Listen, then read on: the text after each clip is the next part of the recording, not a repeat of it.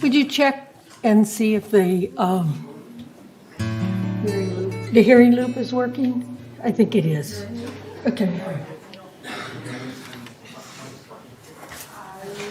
Okay.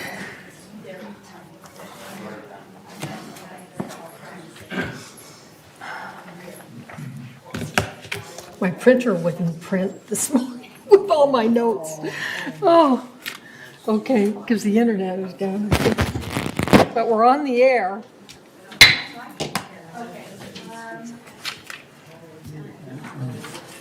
So I'd like to start the meeting.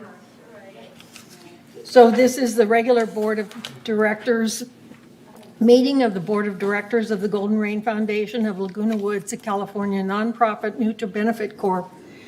This Tuesday, August 2nd, 9:30, Laguna Woods.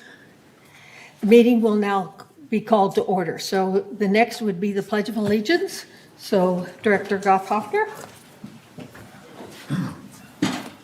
I pledge allegiance to the flag of the United States of America and to the republic for which it stands, one nation, under God, indivisible, with liberty and justice for all. Thank you. So acknowledge the media. So the next item would be the approval of the agenda. And what we do want to add is 11D. It will be reserve study results. And the time frame, what is the time frame on this? We have to? It's 10:30. 10:30. So whatever we're doing at 10:30, we will interrupt so that the vendor can come in virtually and present to us the reserve study. With that being said, we do need to add it as 11D.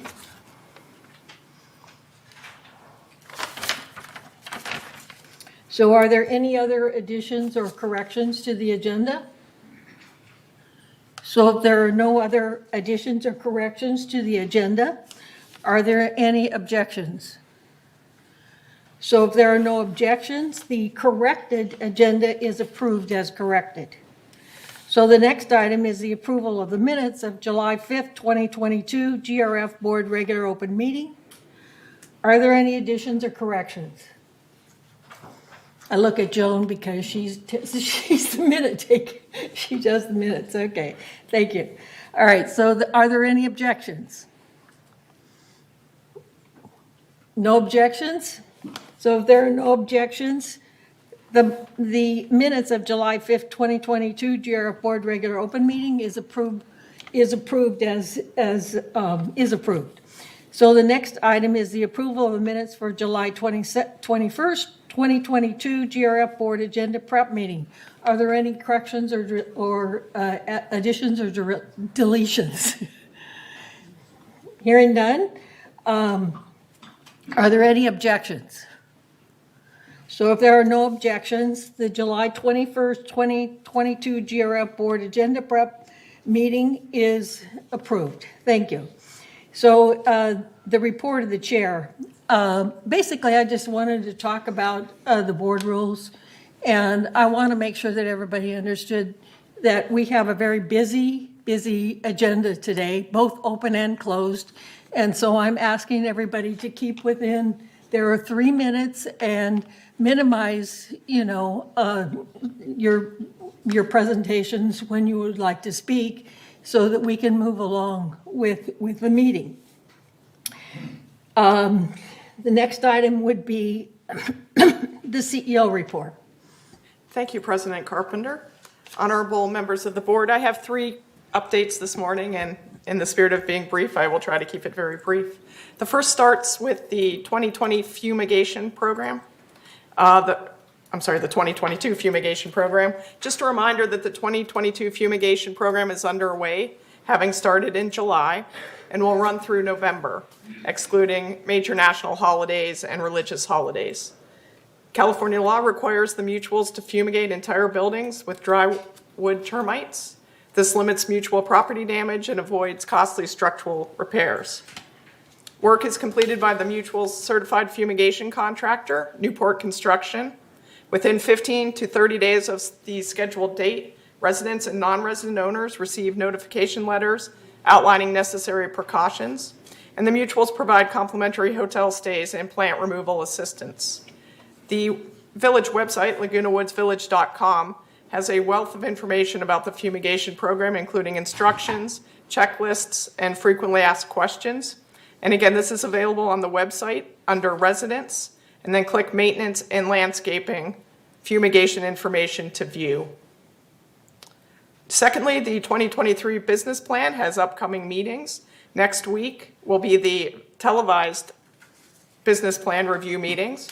It will kick off on Monday, August 8th at 1:30 p.m. with the GRF review, followed by United Board on Wednesday, August 10th, also at 1:30 p.m., and concluding on Friday, August 12th with the third board review at 9:30 a.m. All those meetings take place here in the boardroom. And lastly, I want to remind our residents of the newly implemented expanded times for our amenities. The expanded hours for the community center table tennis include Tuesday and Thursday evenings until 9 p.m. and Saturday and Sunday from noon to 5 p.m. The expanded hours for the community center fitness center includes hours until 8 p.m. on Tuesday and Thursday evenings, as well as Saturday and Sunday hours from 8 a.m. to noon. Also, starting August 6th, the MAC Learning Center on the 3rd floor will be open on Saturdays from noon to 3 p.m. on a 2-month trial basis.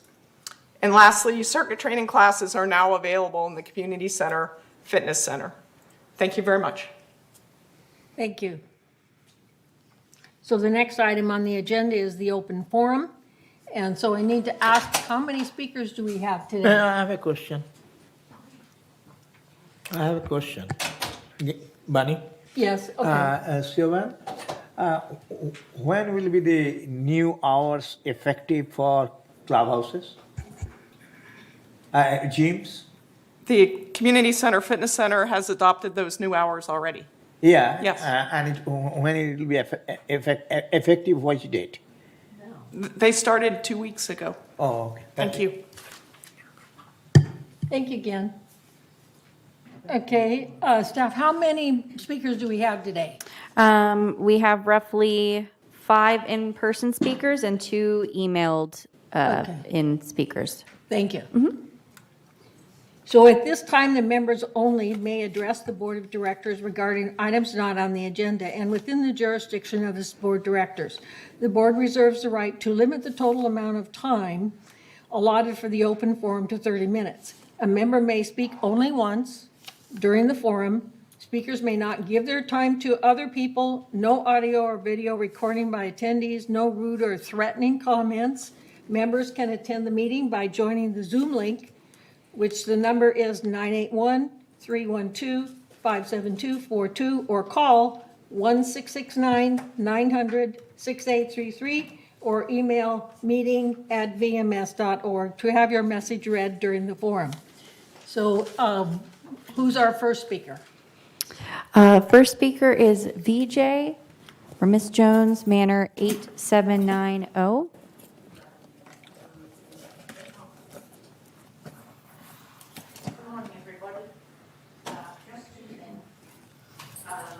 I'm hoping that I was at one of your meetings for the architectural meeting and the range. I'm president of Five Birds Archery Range. It's sweltering in there at night. I'm wondering if you could expedite the installation of the swamp coolers. That's number one. I mean, I don't expect an answer. And the other thing is, why are we paying $25 to VMS and I can't use the Post? The Post isn't owned by VMS. The Post is owned by a hedge fund back east, actually. I called and asked them.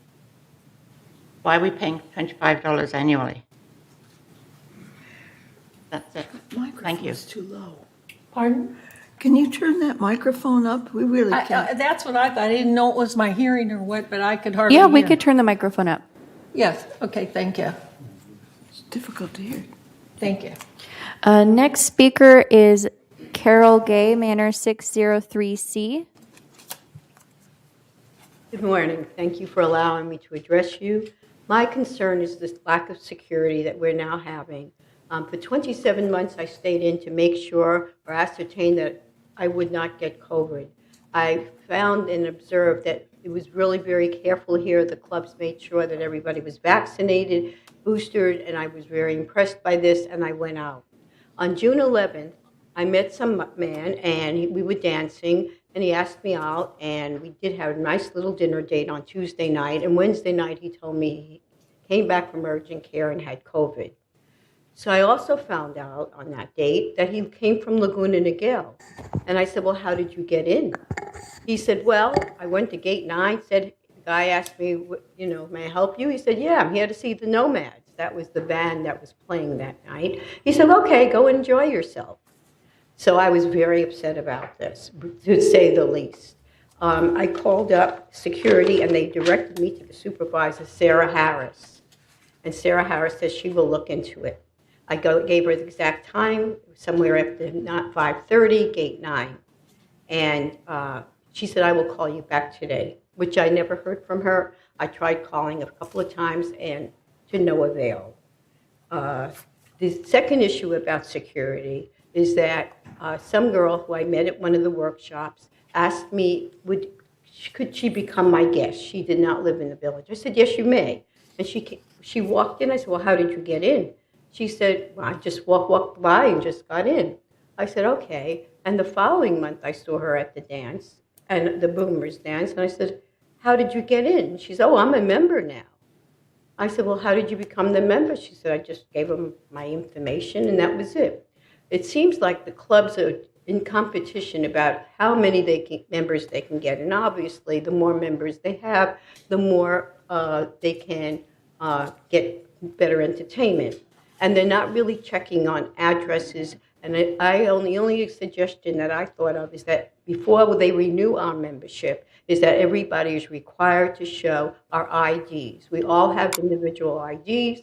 Mine is 206142. And just like we need to do it for the gyms and other places, I think it's mandatory that we start doing it for each of the club renewals and not just automatically do it. Thank you for listening. Thank you.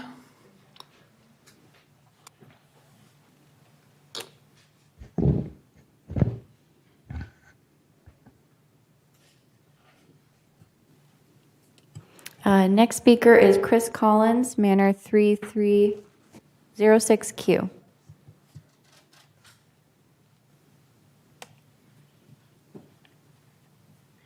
Good morning.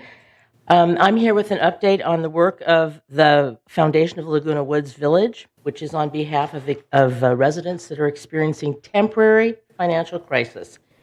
And this is about South County Outreach, which is here to help us.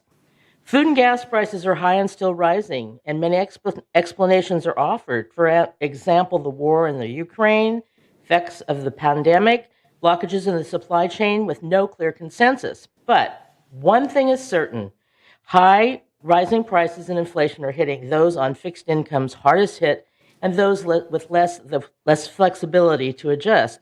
And those on fixed incomes are often senior citizens. There are local resources to help out stretch limited dollars. One of those resources is the South County Outreach, which is an agency the foundation has been partnering with for several years. It's located where the 5 meets the 405 at Lake Forest Drive.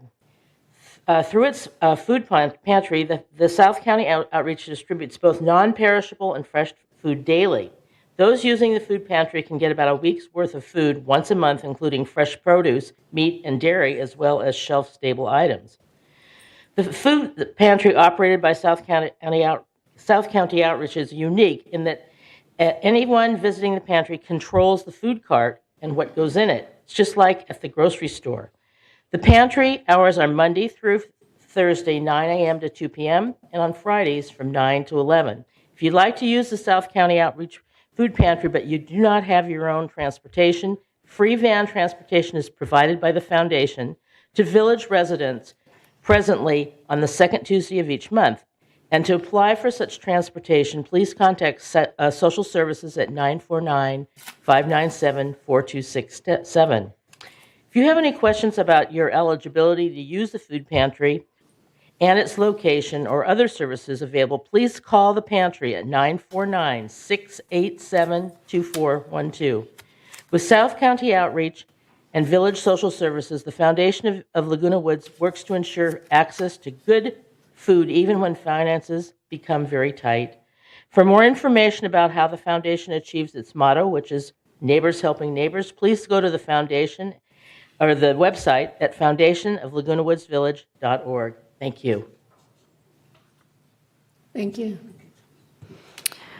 Next speaker is Grace Denzel, Manor 806A. Good morning, and thank you for allowing me to speak today. I moved into Laguna Woods Village just under 5 years ago, so I was here when COVID struck. Laguna Woods Village was very active in protecting its residents, employees, and visitors, staff, by providing a convenient site for vaccines, made sure everyone was masked, and even closed clubhouses and outdoor activities for the duration of the COVID. I appreciate all that care. The concern for human health was extremely obvious. Thank you for that. These actions to protect us from viruses now begs the question, why has the powers to be started putting all these people that you spent 3+ years to protect, now subjecting them to a very dangerous situation? I'm going to read something, and that is the definition of infestation.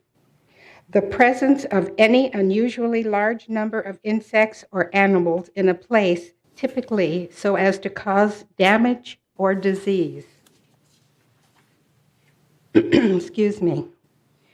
Waste management program has recently implemented what the waste management program recently implemented is just plain unacceptable. It attracts rats and other rodents, but most obvious are the thousands of flies that congregate on the dumpsters, also in and around the organic waste baskets. Flies are invading homes situated close to the dumpsters. The managing company allows the containers as well as the area around and under it to gather trash. The odor is offensive. My guests must pass by the dumpsters to enter my manor and have recently commented on the odor. I want to read to you from the CDC, research centers, and universities. Because of its close association with people, its abundance and its ability to transmit disease is considered a greater threat to human welfare than any other species of non-biting flies. Each housefly can easily carry more than 1 million bacteria on its body. Some of the disease-causing agents transmitted by houseflies to humans are Shigella, dysentery, diarrhea, salmonella, typhoid fever, E. coli, and cholera. Sometimes the organisms are carried on the fly's tarsi or body hairs, and frequently they are regurgitated into food when the fly attempts to liquefy it for ingestion. I don't know what the best result might be. and it's going to sound rude and I apologize, but I suggest that you not ask the brain surgeon who came up with this plan to please consider our health and do something to protect us. Thank you very much. Thank you. Next speaker is Ann Beltran, Manor 8540. Good morning. I'm here with questions about the EV charger applications. My husband and I bought a Chevy Bolt over a year ago, and we were able to do that. It's affordable to retirees because of all the federal tax incentives and state rebates and so on. Those tax incentives and rebates are due to continue, and the likelihood of more retirees being able to afford these cars. We don't need to be buying all the Teslas you see on the freeway. There are affordable EVs now. The likelihood of retirees buying those vehicles is very high. People come into this village and often think of buying the last car that they will purchase new. So, and we're not outliers, because if you look at the data, it shows that of new car sales, 5% is already EVs. And the data shows that in 19 countries, when EV sales have exceeded 5%, it's considered a tipping point. So the village has to be ready for people, new residents coming in who want to see some accommodations. So I know that you've put in your applications for the EV chargers, but what is the status of the program? Where do I go? Which meetings? I follow the maintenance and construction meetings of GRF, but is this going to come up in finance next because it has to be approved? There's really not enough communication, not a clear pathway for how residents can interact with this program. So if you could please give us more information, I'd appreciate it. Thank you.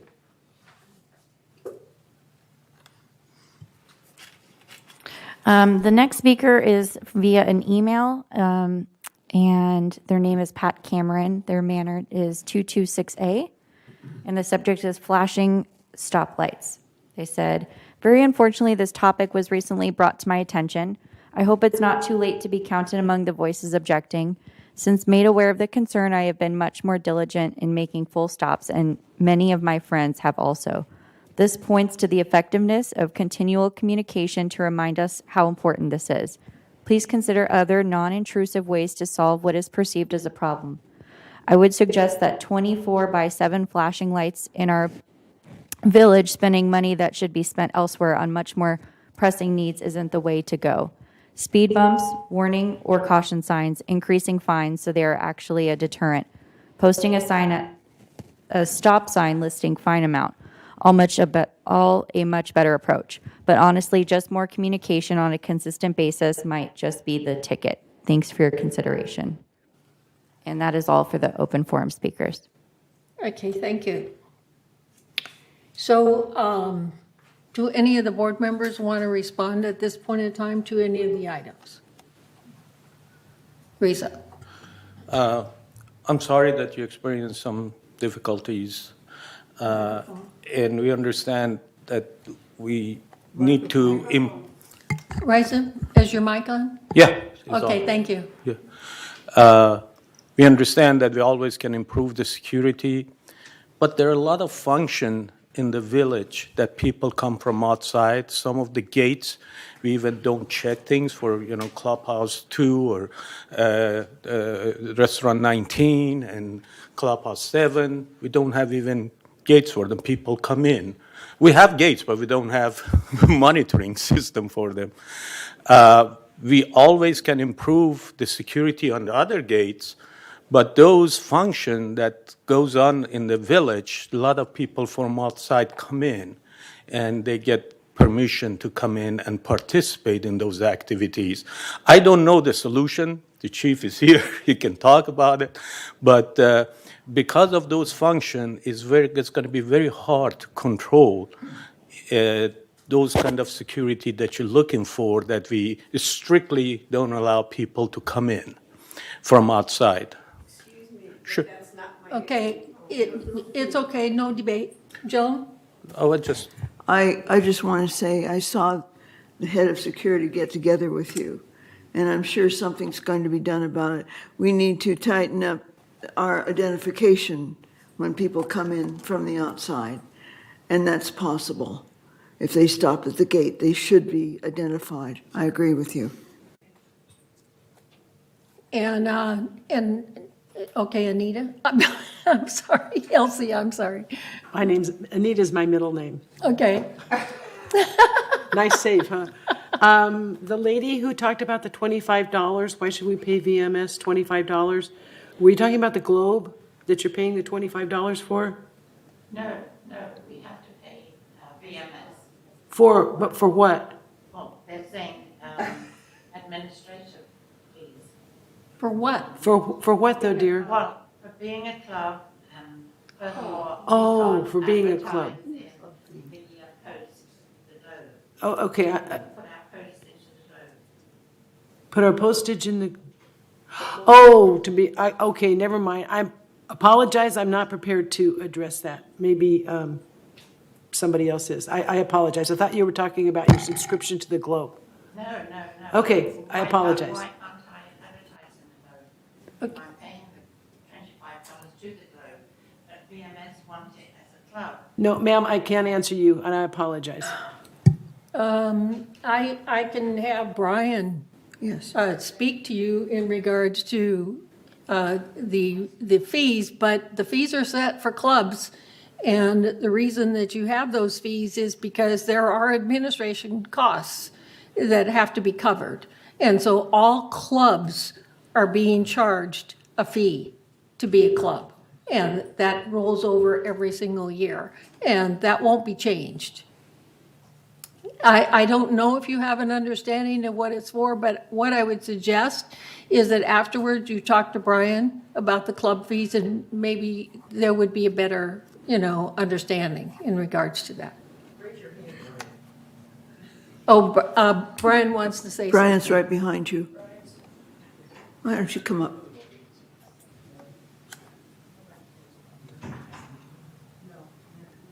Good morning, Madam President, Board of Directors. So we do have a club administration fee that we do charge annually based on the size of the club. The archery club is a pretty small club, so the base fee starts off at $25 if you have, I believe it's 25 people or less. And the benefits that the clubs get would be access to TV6 on a monthly basis. They can put advertisements in the Globe under the club section.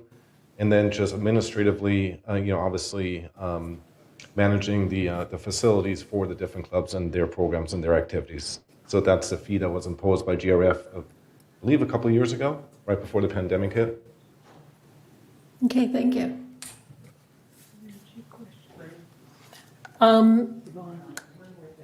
Yvonne, okay. The lady that was talking about the messy trash. You live in a 3-story building over in 3rd? I do not. You live in 3rd? I live in United. Really? I haven't heard anything about United. I just know that the 3rd board is addressing that problem right now. It's a big problem. It's a big problem in 3rd also. So Take it back I to your think, board. Thank you. I'm sorry. Yes, approach. Oh, okay. Good morning.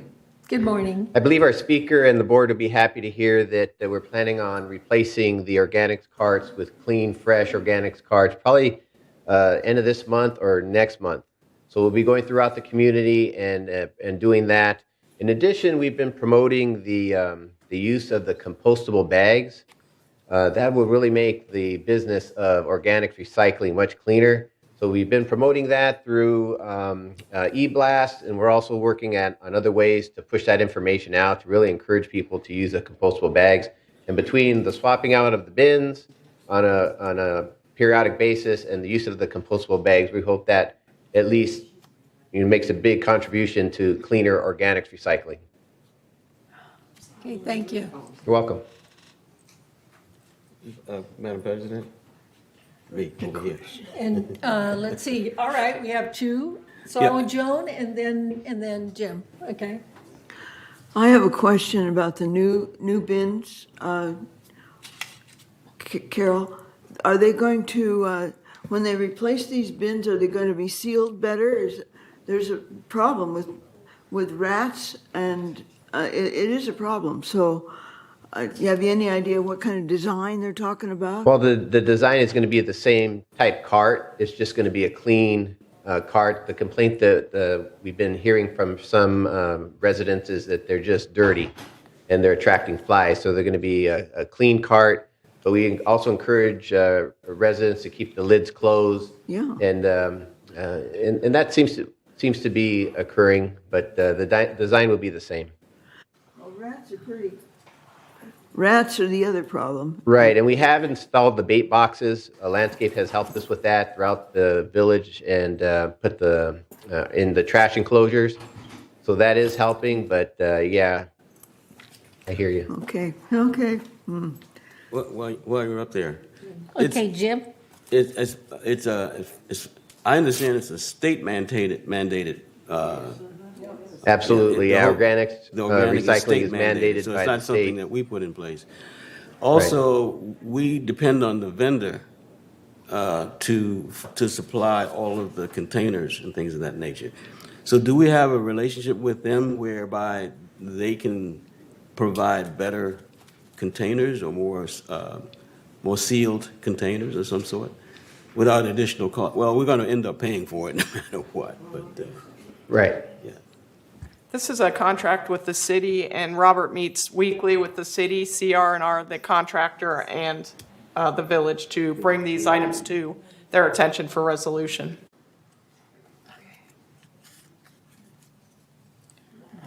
Okay, Juanita? I'm not for you, Robert. Okay. Sort of. I'd like to just say a few words for Ms. Beltran. No one advocates for the EV chargers more than I do. And I have worked for those, and we're looking at those, et cetera. But I'd like to remind you that we do not provide gas stations for gas cars.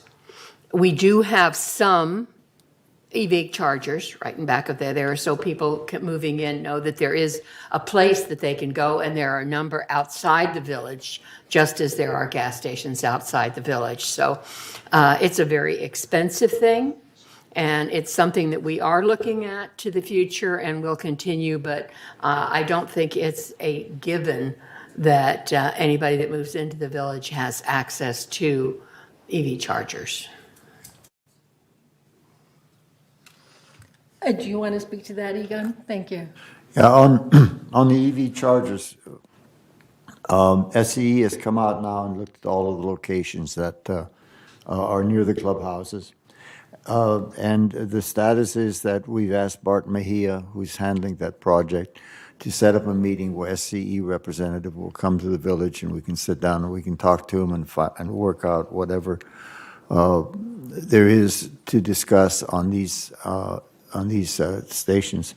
Meanwhile, as it was noted, there are 7 charging stations behind the building here, and generally speaking, there are always spaces available. And if it gets to be a big, if we get to see a big surge in vehicles, then we can certainly even put them in at our own cost, but that'll have to be determined. In the meanwhile, as I say, there's still a lot of charging available behind the building all hours of the day. Thank you.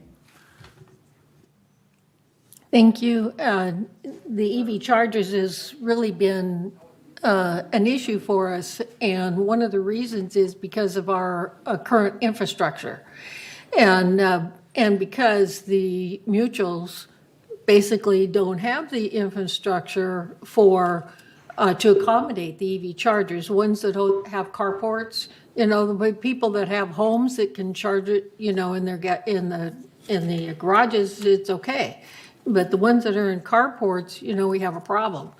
And so what they've done is they've pleaded, with GRF to do something about it. And basically they wanted us to do something as an amenity. But no matter what we do, it'll never be enough. We have 18,000 people. If we put 10 chargers in, it's not going to cover, the need for the community. So if you can understand, it's really a dilemma for us in how we're going to serve, these electric cars in the future. And what I'm seeing, because I'm watching it very closely because the demands that people are asking for here in the village is how many of these stations are being built outside the community. And currently, from what I understand, that there are more, I'm finding the right word, stations for EV chargers outside the community, and those will grow as the demand grows. That's just a summary of the issue, that we have. It really is an issue that is difficult for us to resolve at this point in time. So, thank you.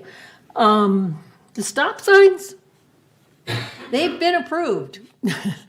We are going to put in 21, and it is a pilot program. With a pilot program, if there are some issues where some of them are going to be placed, then after the pilot program, we readdress it and see if there is really a problem. But what I really want to say is that people that I see in the community are assuming that it's going to be a problem. And our staff basically looked into it. They did some research on it.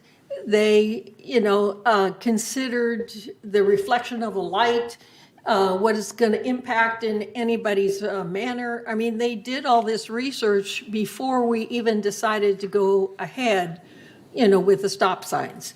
So keep in mind, it is a pilot. And if it proves that we need to do something else or take some of them out, because there is a problem, that will be considered. So thank you, but it is approved. Thank you. The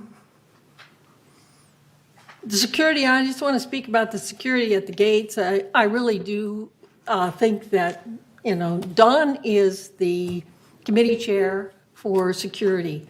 And I really do think that we need to tighten it up a little bit. Any other gates, like Reza was saying, the gates for 7 and for 16, for the clubhouse 7, and so it's gate 16 and 12, okay? They are open gates. And they don't have to, show a card or anything like that to be able to get into it. But this is what I want to tell you about the security, okay? 72, did we just approve 72 security cameras? I don't recall how many that we just approved to be installed throughout the community. And so I just want you to know that we take security very seriously. And these will be installed at gates, clubhouses, all through the community to ensure us, more security. We're putting up gates. One of the issues is I call it crooked fence, but it's not crooked fence. It's what? Shepherd's Crook. Shepherd's Crook, yeah, Shepherd's Crook. That has been a project for several years now to putting up those fences, and all the mutuals are a part of that in order to also to help to ensure the security. So, yes, Reza? Yeah, and the issue that the lady brought up, membership in a club, if you're not member of the community, doesn't give you the access to this community, should not. Right. Because you have to have a pass to come in. Right. But just being a member of a club should not give you access to this community. I don't know what happened, why it's not working. I mean, the chief going to look into it and make sure that people know that even if you're outside or a member of club, doesn't give you automatic access to this community. Thank you. Okay. All right, so is there any other comments from the directors? Oh, okay. Director Casey. Casey. Or Diane Casey would like to speak. Yeah, I just wanted to add to what you were saying about the flashing lights, because you didn't mention that this was raised by the vision impaired. Right. So that's important, because that's something they requested. And then there was another point. Oh, and you can't have speed bumps because the fire department doesn't want that. So, and then what Reza just said on. Oh no, I'm sorry. I'm blowing it. Anyway, that's it. Okay, thank you, Diane. All right. Are there any other remarks? So if there are no other remarks, we will move on to the consent calendar. All matters listed under the consent calendar are recommended by action by committees and will be enacted by the board by one motion. In the event an item is removed from the consent calendar by members of the board, such items shall be the subject of further discussion and action by the board. So the first item is a recommendation of Finance Committee. A, consistent with its statutory obligations, a committee of the board consisting of the treasurer and at least one other board member reviewed and approved preliminary Golden Brain Foundation financials for the month of June 2022. By this vote, ratified that such review can be confirmed in this month's board member open session meeting minutes. And A and B is update the committee appointments. Do I have a motion? Okay, Joan. I move we approve the consent calendar. You have a second? Are there any objections? Can we get who seconded the motion? Reza. Oh, okay, thank you.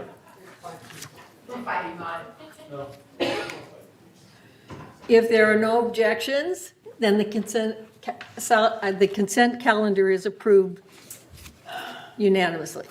So the next item is unfinished business. So we need to, I'm asking to entertain can't speak here, entertain a motion for nuisance policy. And we've just completed the 28 days. And I will have to tell you the purpose of this nuisance policy is because we are also working on a interboard anti-harassment, anti-abuse, intimidation policy where the nuisance policy was included on this. So we needed to separate it out and have a separate nuisance policy, which was approved last month. So initially approved. So we need the final approval with the 28 days. So do I have a motion? Will you read the resolution? Yes. Resolution 90-22-XX nuisance policy. Whereas the Board of Directors has recognized the need to revise the harassment and nuisance policy, and whereas on June 7, 2022, the Board of Directors approved an interboard anti-harassment, anti-abuse, and anti-intimidation policy and formation of a joint hearing body. The policy and joint hearing body were approved for initial notification and have been postponed 28 days to comply with Civil Code 4360. And whereas the purpose of the updated policy is to set forth guidelines regarding nuisance complaints only as the harassment portion of the original policy is now part of the interboard anti-harassment, anti-abuse, and anti-intimidation policy.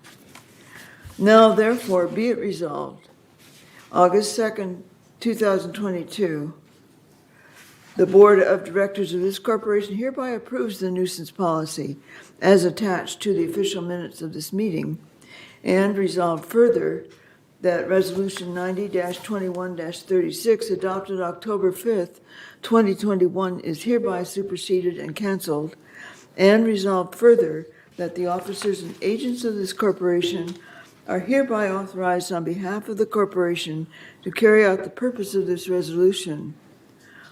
I move that we adopt this resolution. I second it. Who seconded? Elsie seconded. Thank you. Are there any objections? Yes. Okay. I have some problems and I need to bring it up.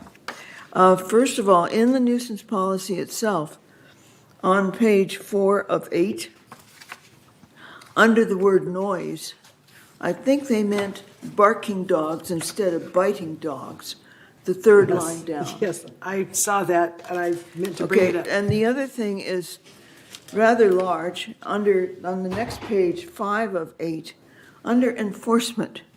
For this policy, they still have GRF as the enforcer, and we are establishing an all-hearing board. So I'm confused whether we keep this or do we put in the joint hearing body at this point?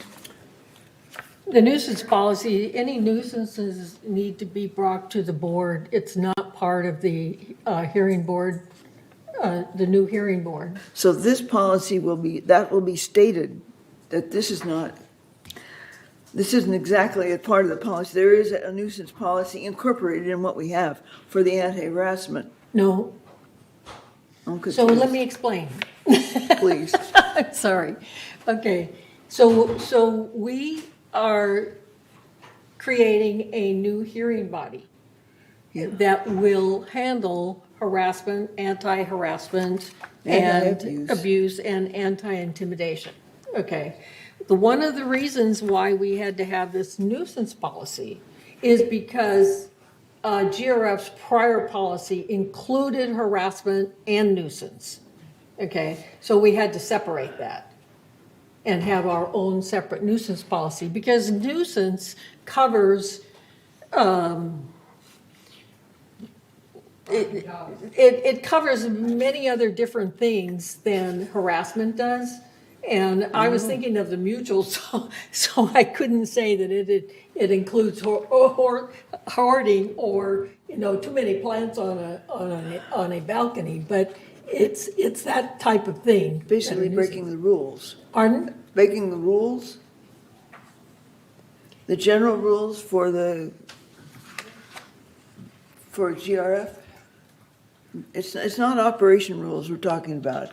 It's the general rules of the community. No barking dogs, no loud noises, no. Right. That's it. It's right here, noise, odors, and violations. Right. Well, I'm still confused as to the enforcement.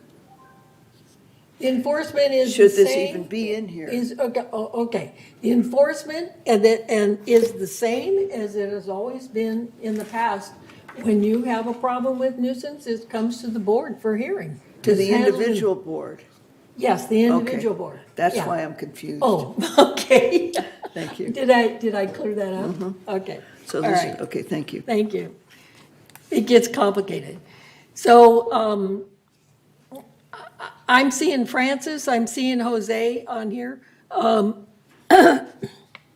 I'm wondering if we're ready for the reserve study. And that's why Jose is on here. Are we ready for that? No, he's on, he's waiting until 10:30. Okay, all right, great. All right. So Vote. Let's vote. Are there any objections? So if there's no objections, then the nuisance policy is approved. Thank you. So the next item is to entertain a motion to approve internal dispute resolution policy. So this has been revised. We approved it initially based upon approval of GRF Council. So GRF Council has reviewed it, and the revised is in your packet. So please read the resolution. This is for a final vote, right? Pardon? This is for a final vote? No, this is going to be Delay, in 28 days. All right. Yes. All right, this is Resolution 90-22-XX, Internal Dispute Resolution Policy. Whereas the Board of Directors has recognized the need to adopt an internal dispute resolution policy, and whereas the Internal Dispute Resolution, IDR policy, is to be followed by GRF and its members in connection with disputes relating to the enforcement of the governing documents. And whereas the law requires a fair, reasonable, and expeditious procedure for resolving such disputes, and further authorizes GRF to develop its own procedure for these purposes, known as IDR or Meet and Confer. Now, therefore, be it resolved September 6th. Is that the correct That's the date? dates that's on here. It should be today, shouldn't it? Okay. September 6th for the second reading Is the second meeting. It's for a 28-day postponement. I'm sorry. Don't mind me. September 6th, 2022, the Board of Directors of this corporation hereby approves the internal dispute resolution policy as attached to the official minutes of this meeting. And resolve further that the officers and agents of this corporation are hereby authorized on behalf of the corporation to carry out the purpose of this resolution. I move we accept this resolution for discussion purposes and postpone the final vote for 28 days per Civil Code 4360. Is there a second? Okay, is there any discussion? Yvonne seconded. Okay. Is there any discussion? If there is no discussion, there are no objections? Approved. Hearing none, the motion to approve internal dispute resolution policy is approved. Thank you.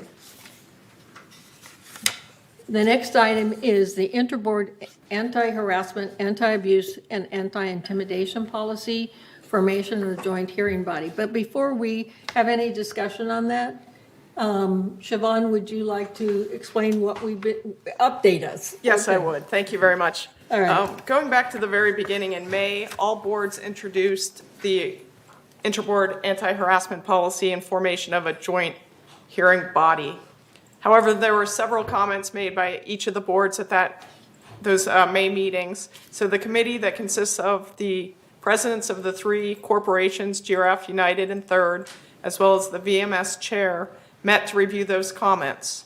In June, they came forward with a new policy that reflected the changes that were agreed upon by the committee, as well as those items that are guided by law.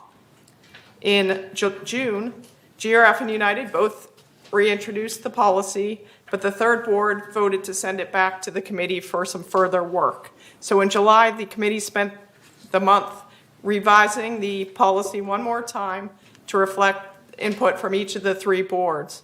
And what is before you today is the culmination of that effort. And we were asking each board to reintroduce the policy in August for 28-day member comment. The policy has been reformatted, hopefully to be a little more user-friendly in terms of reading the document. And we've spent considerable time coming up with a flow chart that documents the entire process. And that was provided to you, the board, in hard copy in a large format so you can easily read the steps involved in the process. So with that, we will be asking the board to reintroduce the policy this morning and place it on 28-day hold. Thank you. All right. Please read the resolution. Resolution 90-22-XX, Interboard Anti-Harassment, Anti-Abuse, and Anti-Intimidation Policy and Charter of the Joint Hearing Body Committee.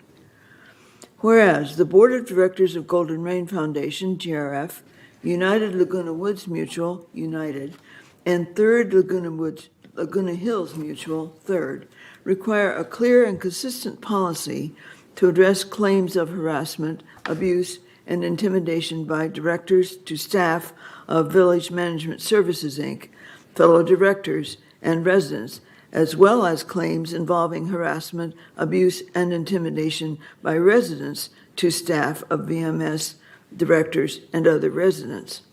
And whereas this anti-harassment, anti-abuse, and anti-intimidation policy, known as policy, is intended to provide guidance relative to such behavior and issue a mechanism for addressing same by the Anti-Harassment, Anti-Abuse, and Anti-Intimidation Joint Hearing Body Committee.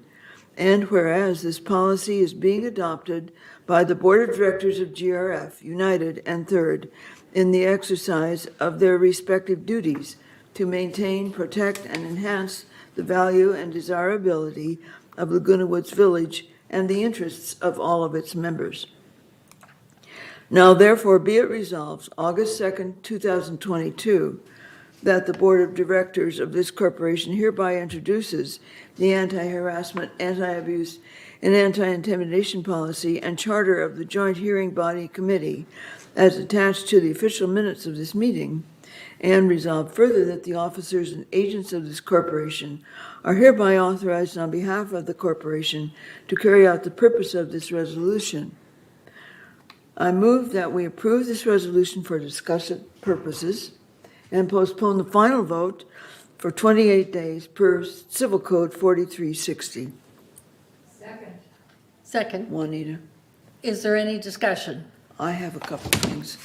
I have a couple of scriveners within the document. Okay. On page 6 of 18, under Roman numeral 8, B, the CEO confers, and it should be with, W-I-T-H, not will. Okay. Okay, and then a second one, small. On page 9 of 18, under member disciplinary process. Okay, Joan, that's going to be revised. That has nothing to do. The word clutter shouldn't be there. Right, but we're not approving that. That's only there as reference. It's info, okay. All right, thank Yeah, you. so we're not approving that, and the ad hoc committee will go over all of that. Okay, Yeah, thank you. okay. That was all I had. So are there any other comments? So if there's no other comments, are there any objections? If there are no objections, the motion to approve the interboard anti-harassment, anti-abuse, and anti-intimidation policy and formulation of a joint hearing body is approved without objection. We're introducing it for 28-day hold. Yes. Yes, we will have the 28-day. Thank you. Hooray, I hope it goes through this time. Yes, we've been working hard on it, believe me. Okay, so the next item would be the Compliance. the reserve study. Reserve Oh, study. we add item D. And Jose, let's see, what time is it? They were going to come We're on almost at there. Let me- 10:30, yeah. Are they here? Okay, let me reach out to the reserve specialist. 1 minute. Can't understand you. Yeah, He's going to reach out to the reserve specialist who's going to be Okay. presenting. He's not in the Zoom as of yet. he's not here yet. Yes, not yet. Okay. Should we go on? All right, so we can move on, or we can take a 5-minute break. And I think we should take a 5-minute break. Take a break. Okay, so let's go ahead and take our 5-minute break and come back in 5 minutes. And that will give time for the vendor to connect with us. Thank you. Funny, I have a question. Thank you.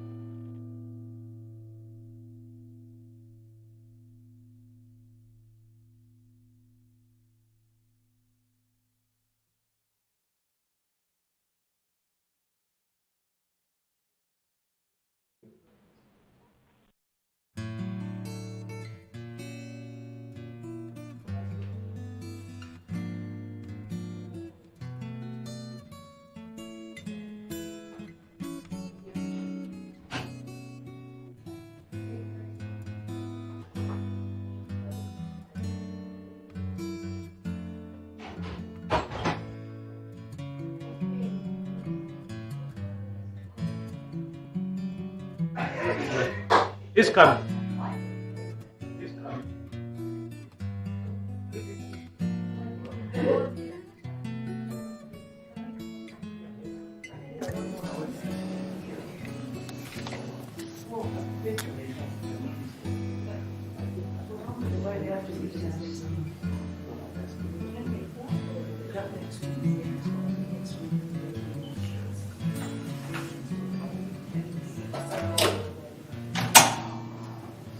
Okay.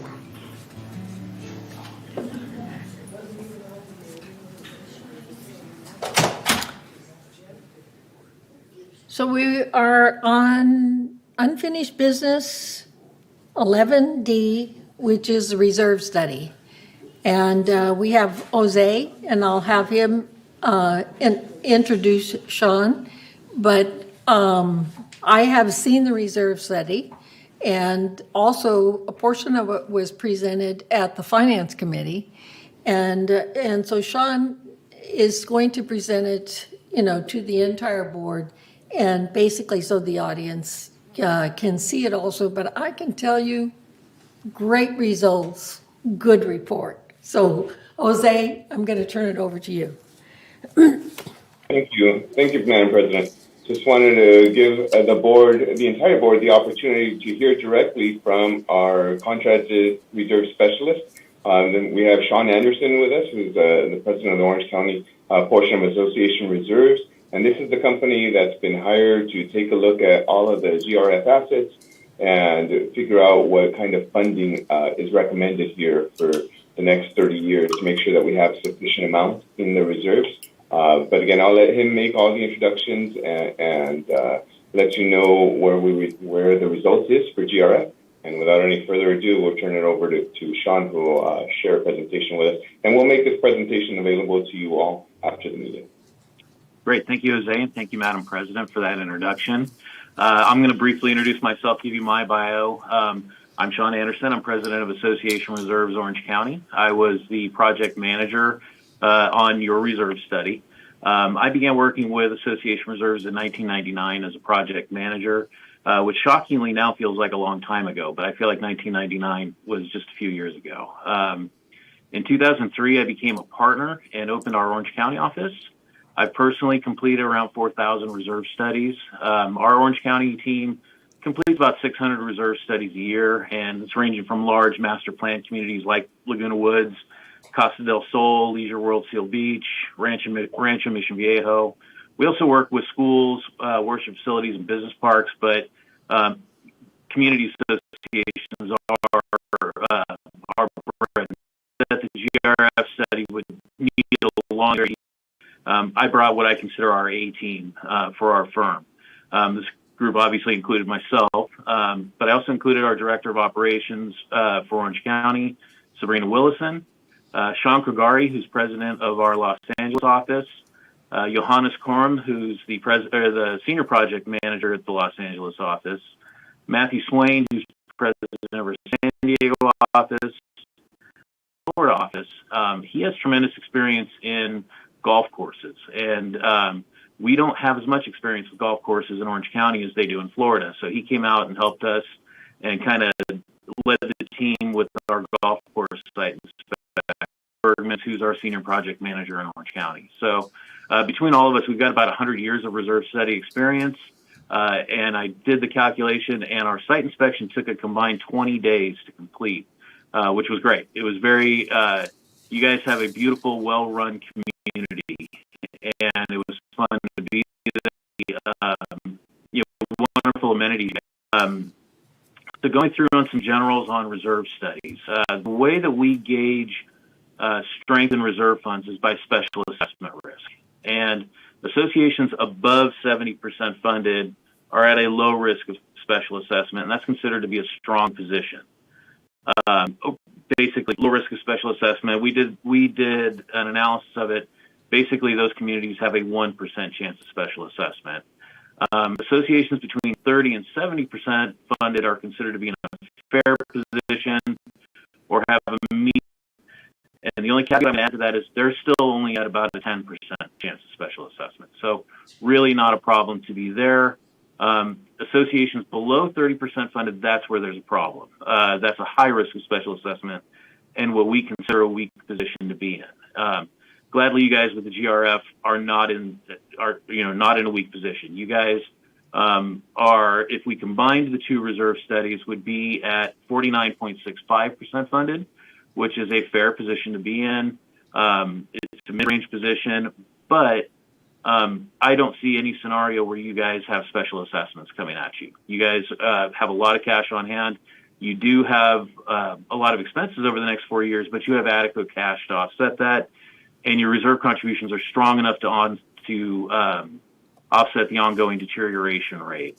So with that, we are going to recommend an increase in reserve funding, but it sounds like the increase is going to be able to be accomplished using transfer fees and not relying on an increase in assessments. So with that, we built in increases in the coming years. We know that there's inflation going on. We want to increase the contribution rates over the years so that we continue to build strength in the fund, continue to offset that ongoing deterioration. And with that, the GRF could be above 70% funded in 10 years. Again, it's a 30-year process. That's all we care about. But your guys' contribution rate is strong enough with slight increases each year. You can grow in the fund and still accomplish all of the projects you guys want to accomplish. So I'm going to share my screen, and I'm going to go through the executive summaries with you. The first one we're going to look at is the equipment portion of the study. The current full funding balance is $16,994,176, and we have $6,773,809 at the beginning of the fiscal year. So that's 39.9% funded. And a good way to think of percent funded is if you have an asset that costs $10 and it has a 10-year life, year one, you need $1 to be 100% funded. So, and we have that 10 years to grow. So year 9, we need $9. Year 10, we spend the money. All we need is $1 in reserves again to be 100% funded. So with that, you guys are underfunded at 39.9% funded, but you're still in that medium risk of special assessment. So what we're thinking here is we want to kind of put our foot on the gas with the reserve contribution to build up towards that 70% funded level. And so with that, we want to look at what is our deterioration rate of the assets. And our annual deterioration rate is basically $4.3 million. If we just fund at $4.3 million above $0.9 million in reserves, but we don't want that because that's gonna lower us down towards a higher risk of special assessment. If we're currently funding at $5.3 million, we're recommending you go up to a little, and that will properly offset that ongoing deterioration and grow the fund towards 100% funded. So let me show you what that looks like. This is our annual deterioration rate. This is our recommended contribution. This is the alternative contribution to stay above 2%.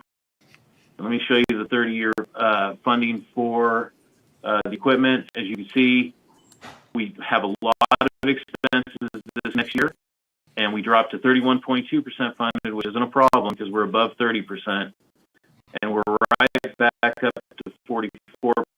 If you notice, we're not doing giant increases. We're doing slight increases, and for the equipment, we're at 75% funded in 2029.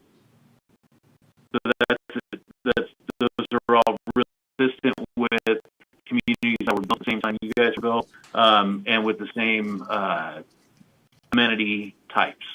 So I'm going to go over to facilities, where we're projecting a starting balance of $15 million, slightly over that, and our fully funded balance is $25 million. At just under 60% funded. So again, that's a great position to be in. We're slightly under 70% increase in the contribution rate to just under or just over 3.1 million. We're currently doing 2. And our deterioration rate is 2.87. So we want to make sure we're above that annual deterioration rate, which is what we're recommending. And we also give the alternate contribution rate, which will keep you above 4.8 million in reserve. 30-year tables for that. And if you notice, we're taking a little bit of a longer time to get above 70% funded. This is more like 10 years to get above 70% funded for facilities. But notice we don't even have any dips. We're spending a lot of money in the next 4 or 5 years, but we're still growing and strengthening the fund. And we're doing here, and things are getting done. We're spending money. We're keeping our facilities looking nice, and we're keeping a high quality of life for our owners. Ultimately, this was all a very big, pleasant surprise for me. I was very excited to see that the community was a lot better funded than and there were it was all pleasant surprises for me. Everything's well maintained, everything's well run, and we have adequate cash going forward. So with that,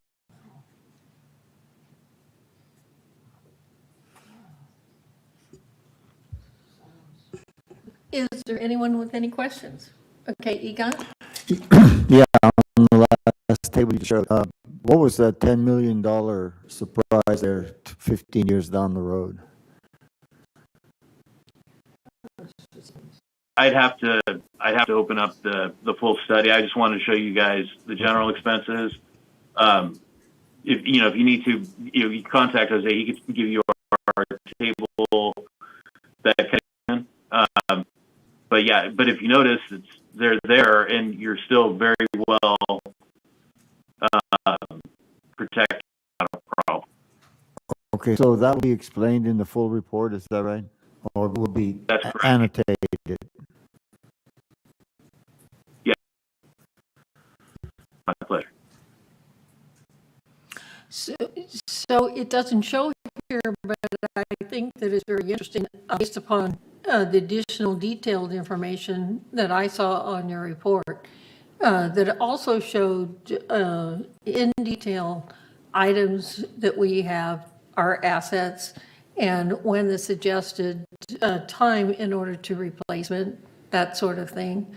And I was really happy, to be able to see something in that detail that we would finance and also with M&C to basically, look at when we need replacement on certain items.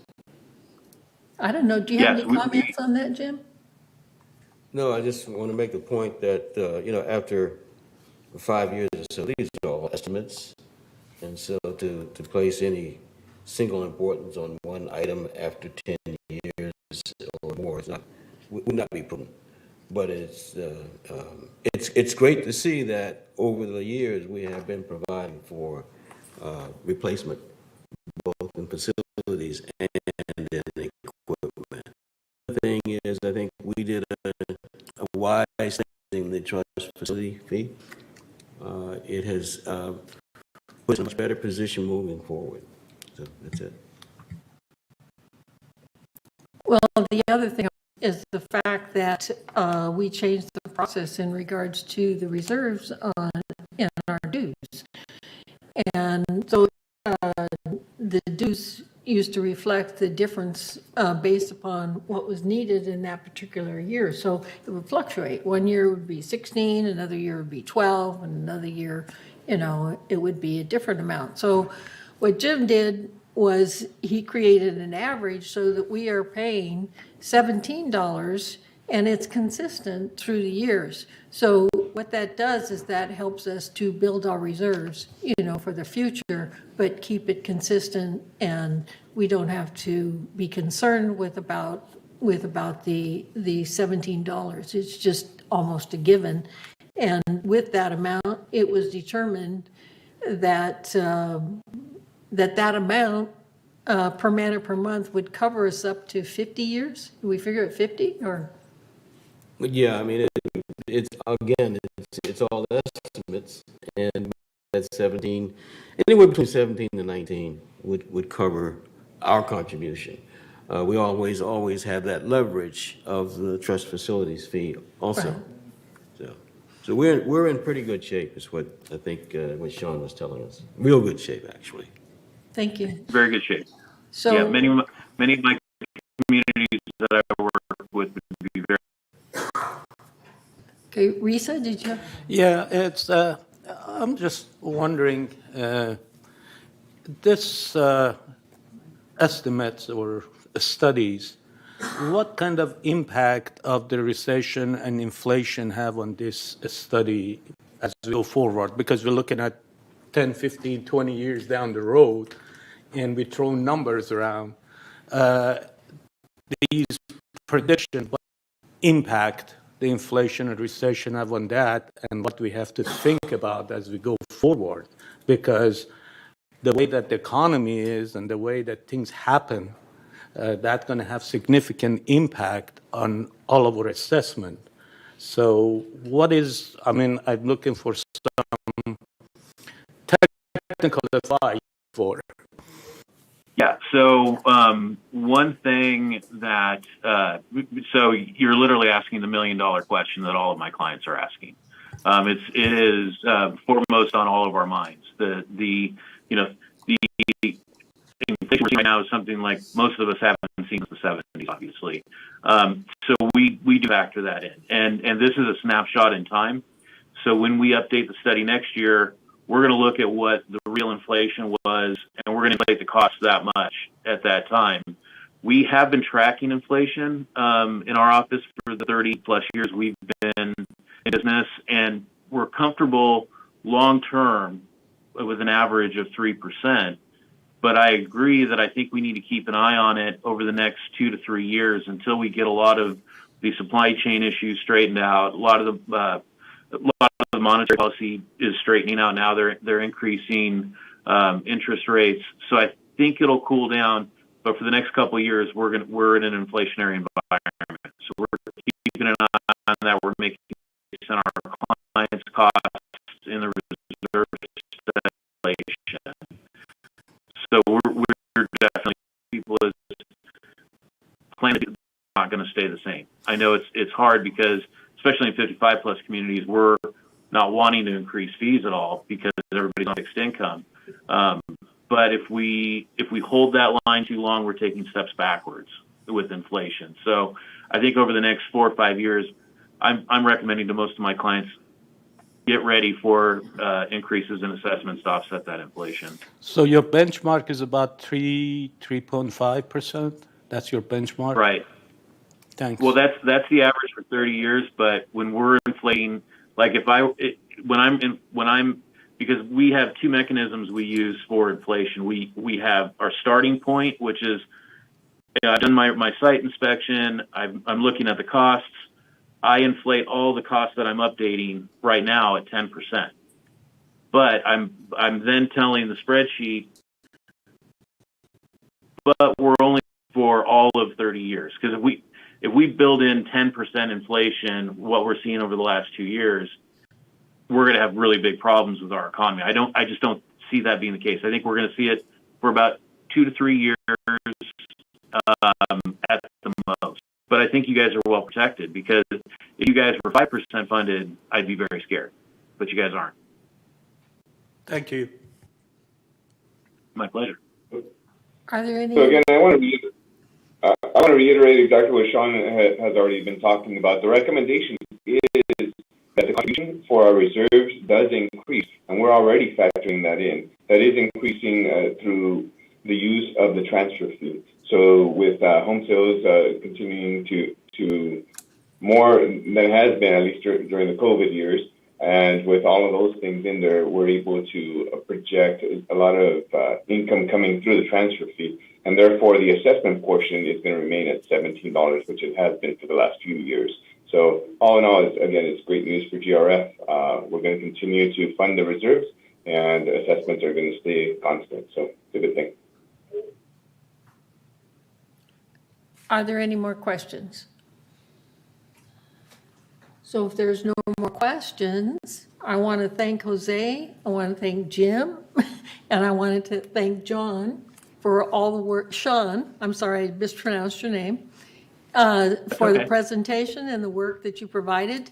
And I'm very pleased to hear that GRF is on track. So thank I'm you pleased as again. well. Yeah.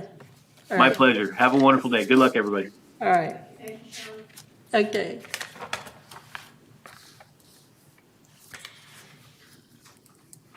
So the next item on the agenda, we're into 12 and new business.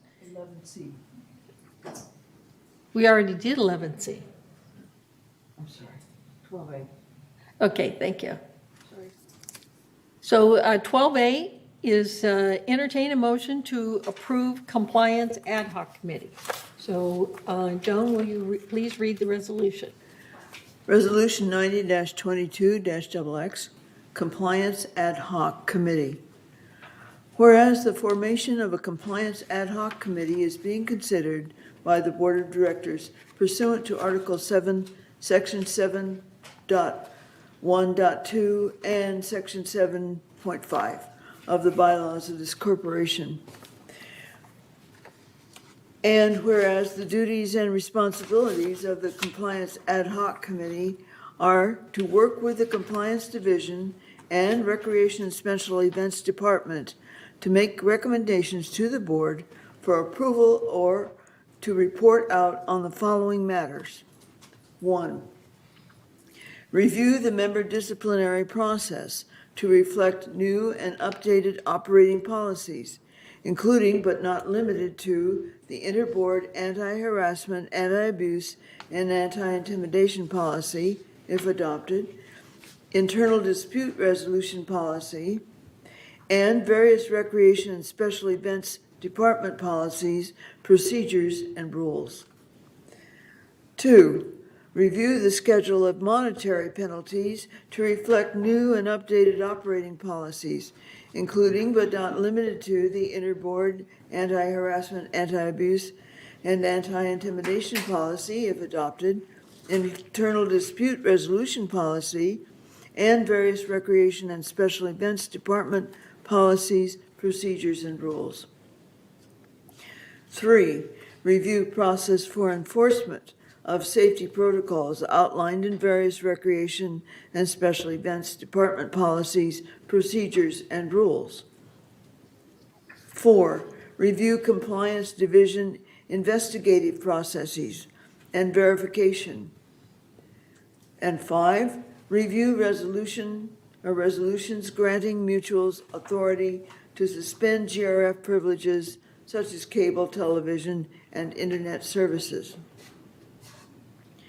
Now, therefore, be it resolved, August 2nd, 2022, that the Board of Directors of this corporation hereby adopts the mission statement, duties, and responsibilities of the Compliance Ad Hoc Committee, and resolve further that the officers and agents of this corporation are hereby authorized on behalf of the corporation to carry out the purpose of this resolution. I move that we accept this resolution. We have a second? Is there any discussion? Who seconded? I'm sorry, Reza. Okay. I have a question. Okay, Joan? I know this is setting up the committee. Then do we need to know how the committee is going to be set up? Yes, what we're doing, I really tried to have it part of this package, and I was told and advised, that we have to approve the committee for this particular ad hoc committee at the next board meeting. So what we need to do at this point in time is all those that are interested to be on this committee and I'm going to be the chair, okay? And so send an email, to me, or just let me know. And then next month, the committee members will be approved as part of the agenda. Okay? Okay, thank you. Are there any other questions? Yes. This is not on 28 days, so why do we have to wait till next month? We're going to approve this today. It's not a 28-day situation. Basically, once we approve the charter or the mission statement, and then the boards, the mutuals and GRF has an opportunity to review the people that want to be on that committee. And so we have to allow that time for the mutuals to respond to be part of this committee, and then it's approved at the following meeting. President Carpenter, you would be approving the composition under the committee appointment resolution at the next meeting. Right. To clarify the matter. This would be approved today. Yeah, and then but this we can approve today. Yeah. Thank you. Okay. Are there any other questions? Diane, would you like to come up and speak? So this is a committee that would involve United? Oh, yes. Right. 2 members from United, 2 members from Third. We invite you to be part of this committee. Okay, so then we meet next week. So would that be something I should get in our... That can be discussed at that time at the meeting as to who United is going to recommend being on the committee. Great. Okay, thank you. All right. Are there any other questions? Are there any objections? Oh, okay, Francis, all right. Madam President, I just want to clarify because this committee is going to focus only on GRF items. And this committee is separate from, no, I'm sorry, you're right. One of the items does include the joint committee that would involve United and Third. So my apologies. I just answered my own question. Okay, thank you. Thank you. All right. Are there any other questions? Are there any objections? If there are no objections, the motion to approve the Compliance Ad Hoc Committee is approved without objection. So thank you very much. So the next item is to entertain a motion to approve Aqueducts, the exception to GRF poster policy for the September Aqueducts Aqua Folly show. So you want to entertain the motion?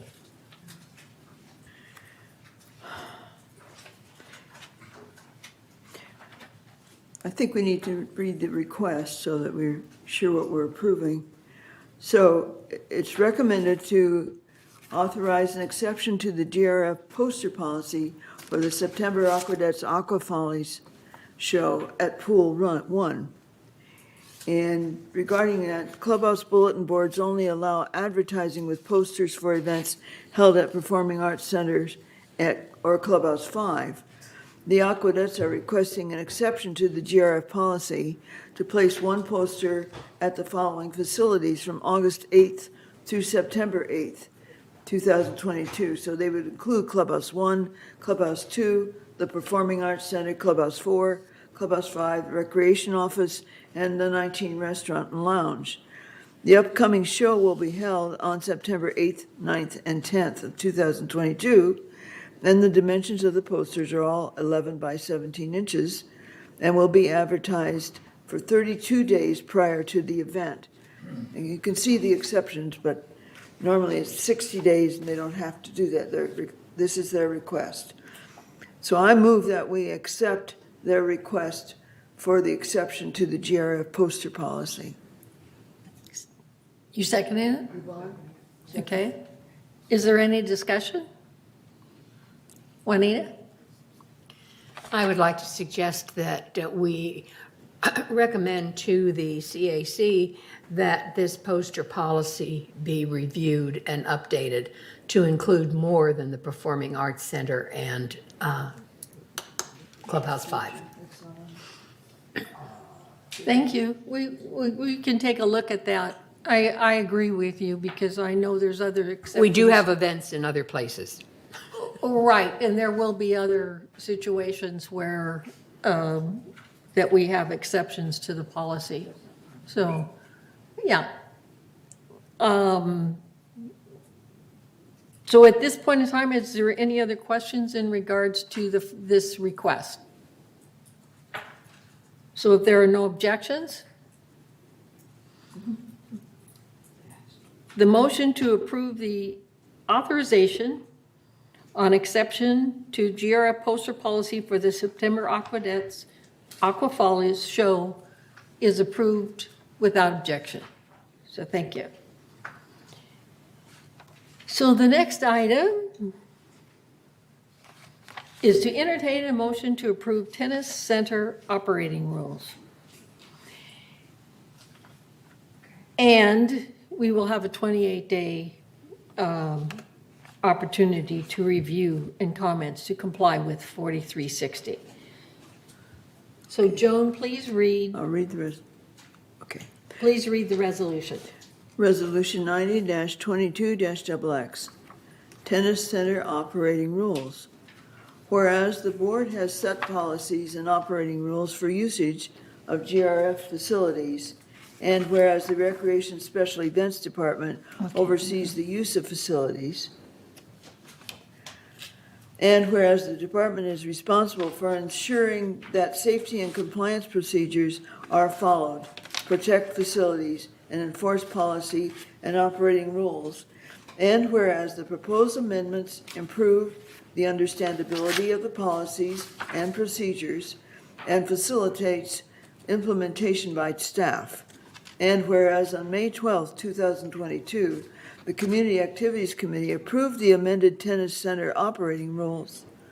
Now, therefore, be it resolved September 6, 2022, that the Board of Directors of this corporation hereby approves the amended tennis center operating rules, and resolved further that the officers and agents of this corporation are hereby authorized to carry out this resolution as written.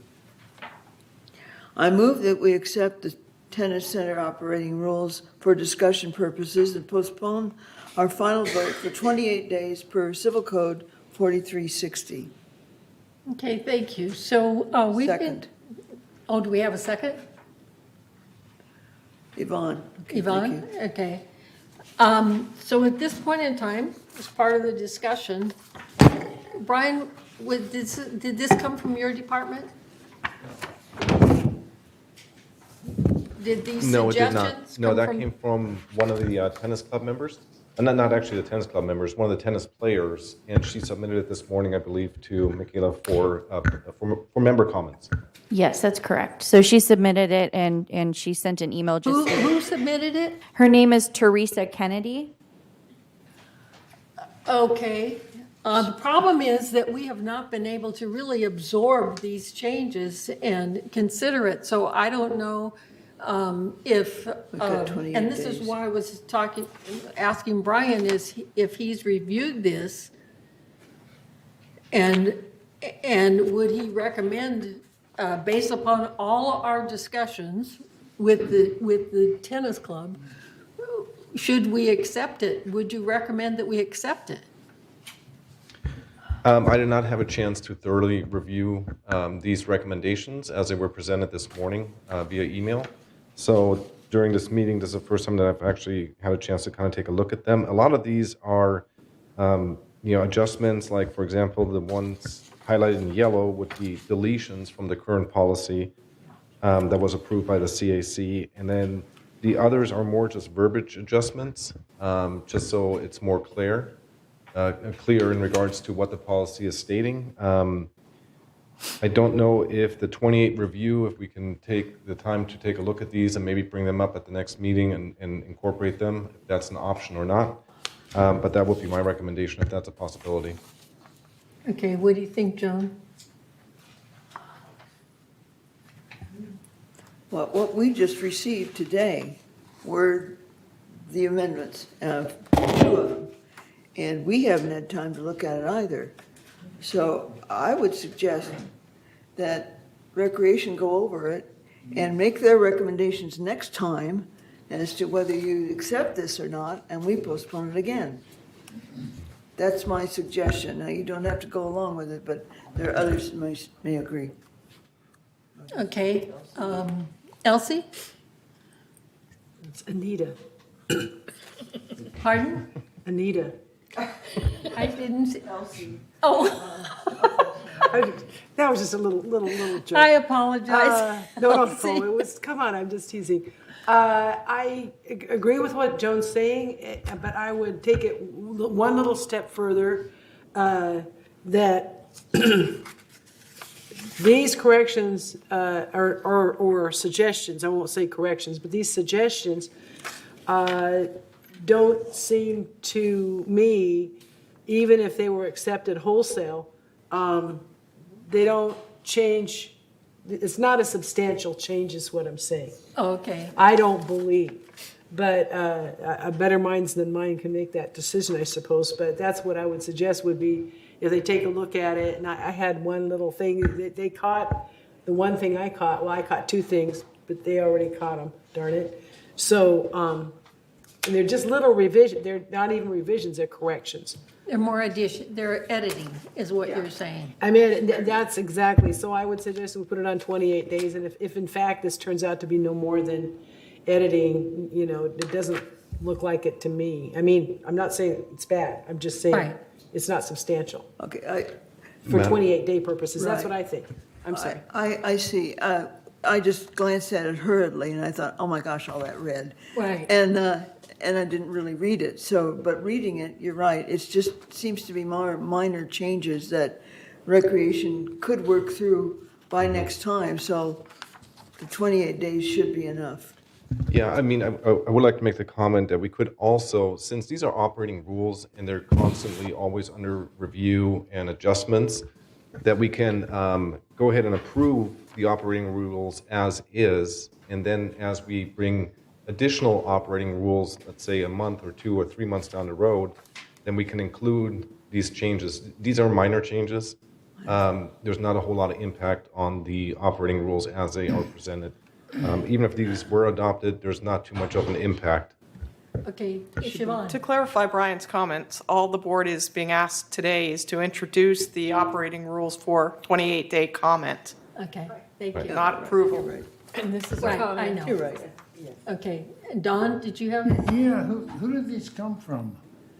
It came from, would you repeat that again? The name is Teresa Kennedy, Manor 5529, as in boy. She's a tennis player. Okay. But she's just to clarify. There are problems over there. I'm aware of that. And I would like to see something come from staff before we make some kind of vote on this. Okay, Siobhan? I would recommend that the board go ahead and introduce the rules today. Recreation will review the attachment that was just provided, and if there's any input, they will report back to the board at the next meeting. Okay, I agree. I can tell you, or Yvonne can tell you, how many times that we have met with the tennis club to come to a conclusion as to what is reasonable as far as these operating rules. And it is true that the biggest feedback that we got from the tennis club was that they really didn't want the reservation system. And so these rules include, the process basically for the reservation system. And just to give you a little bit of background, there was a survey based upon, a 6-month review of the reservation system. And at the end of that 6 months, the reports that we got from Recreation basically said that there were 1,000 people that had signed up for this reservation system. And so we wanted to make sure that it was fair to everybody. And so what the rules basically say is is it 2 or 3 courts? 3 courts for the reservation system. Is it 3? It's 3, right? It's 3 courts, yes. And then 7 courts, for those who would prefer to enjoy the whiteboard system.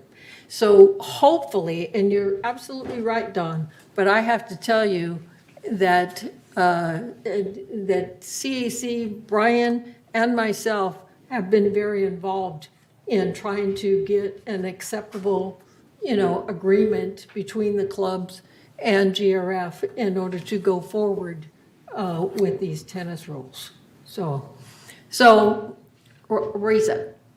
Yeah, I'm okay with going on 28 days, but at the 28 days when it's come back, I just don't want the staff saying it's okay. I want CAC to endorse it.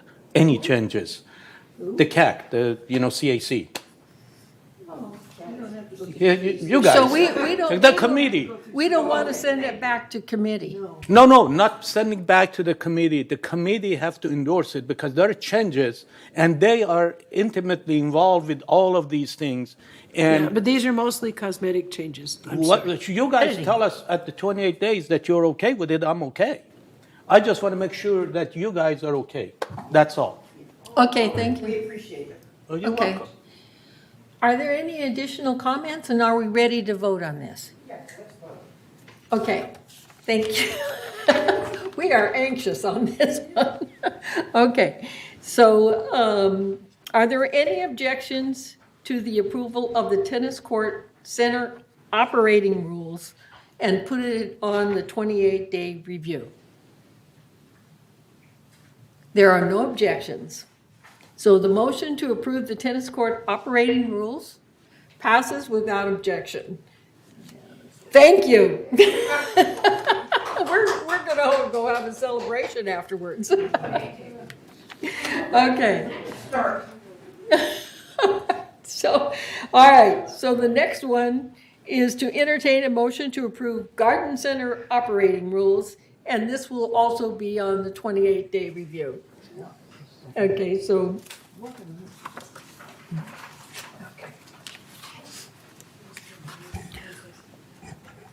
Resolution 90-22-XX, Garden Center Operating Rules. Whereas the board has set policies and operating rules for usage of GRF facilities, and whereas the Recreation and Special Events Department oversees the use of facilities, and whereas the department is responsible for ensuring that safety and compliance procedures are followed, protect facilities, and enforce policy and operating rules. And whereas the proposed amendments improve the understandability of the policies and procedures and facilitates implementation by staff. And whereas on June 9th, 2022, the Community Activities Committee approved the amended Garden Center operating rules.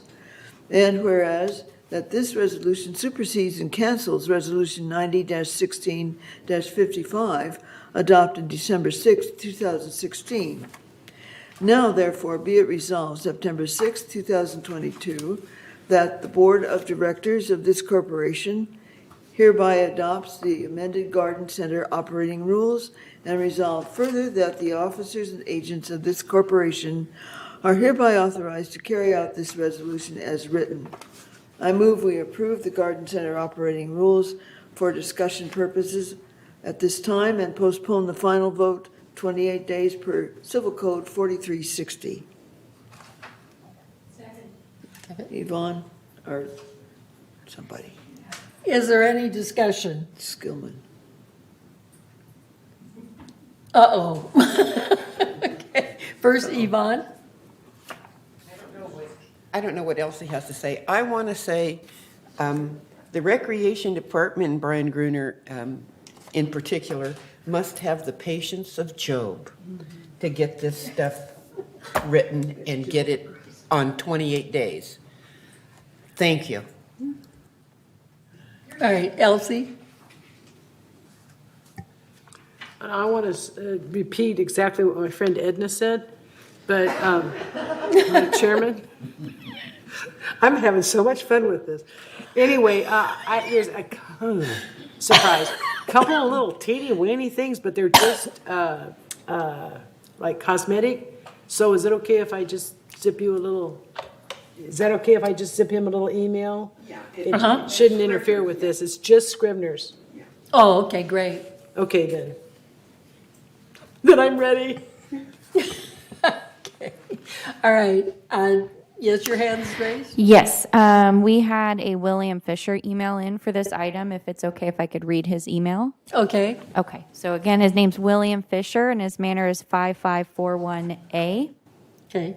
He stated, Honorable Golden Rain Foundation board members, today you have before you an agenda item 12D from the CAC to approve new garden center operating rules. These rules are not ready for approval. About 40 of the 80 rules proposed still could be improved. Some are very minor improvements. Some are, wow, what does this really mean? Or are you kidding me? Or the rule says exactly the opposite of what should be said. These potential improvements have been brought to the attention of your GRF and CAC leadership more than once. Sadly, they've been largely ignored. VMS management is also aware of these deficiencies. These rules could be a huge problem for the garden center staff. They are required to enforce said operating rules once the violations are known to them. It seems appropriate that if you and the staff require compliance with rules that cannot be accomplished or are not reasonable, we can demand enforcement of those same rules. Just one at all times rule on the weed-free requirement alone will cause almost every garden / tree plot to be out of compliance weekly or daily. Then we have debris-free, which includes fallen leaves and flowers. Next Thursday at noon, come visit my plot, and I might be in compliance if you give me notice. As you can see, if enforcement is applied uniformly, staff will be overwhelmed. This could be the solution. The reformation of the Garden Center Advisory Committee has been asked for more than once. It would represent the users of more than 1,100 gardens / tree plots. Such a committee could have helped avoid these poorly written rules. I am not sure if the Equestrian Center is run well, but they have a standing ad hoc committee representing about 30 horses and their owners / users. Why do 30 horses and their owners get better treatment? Why are gardeners rejected? Please ask for and get a better set of operating rules to approve. Please consider the reformation of a Garden Center Advisory Committee. And that is all from the resident. So I will comment on that. I also received that information from this gentleman, and Brian has met with this person in regards to his suggestions.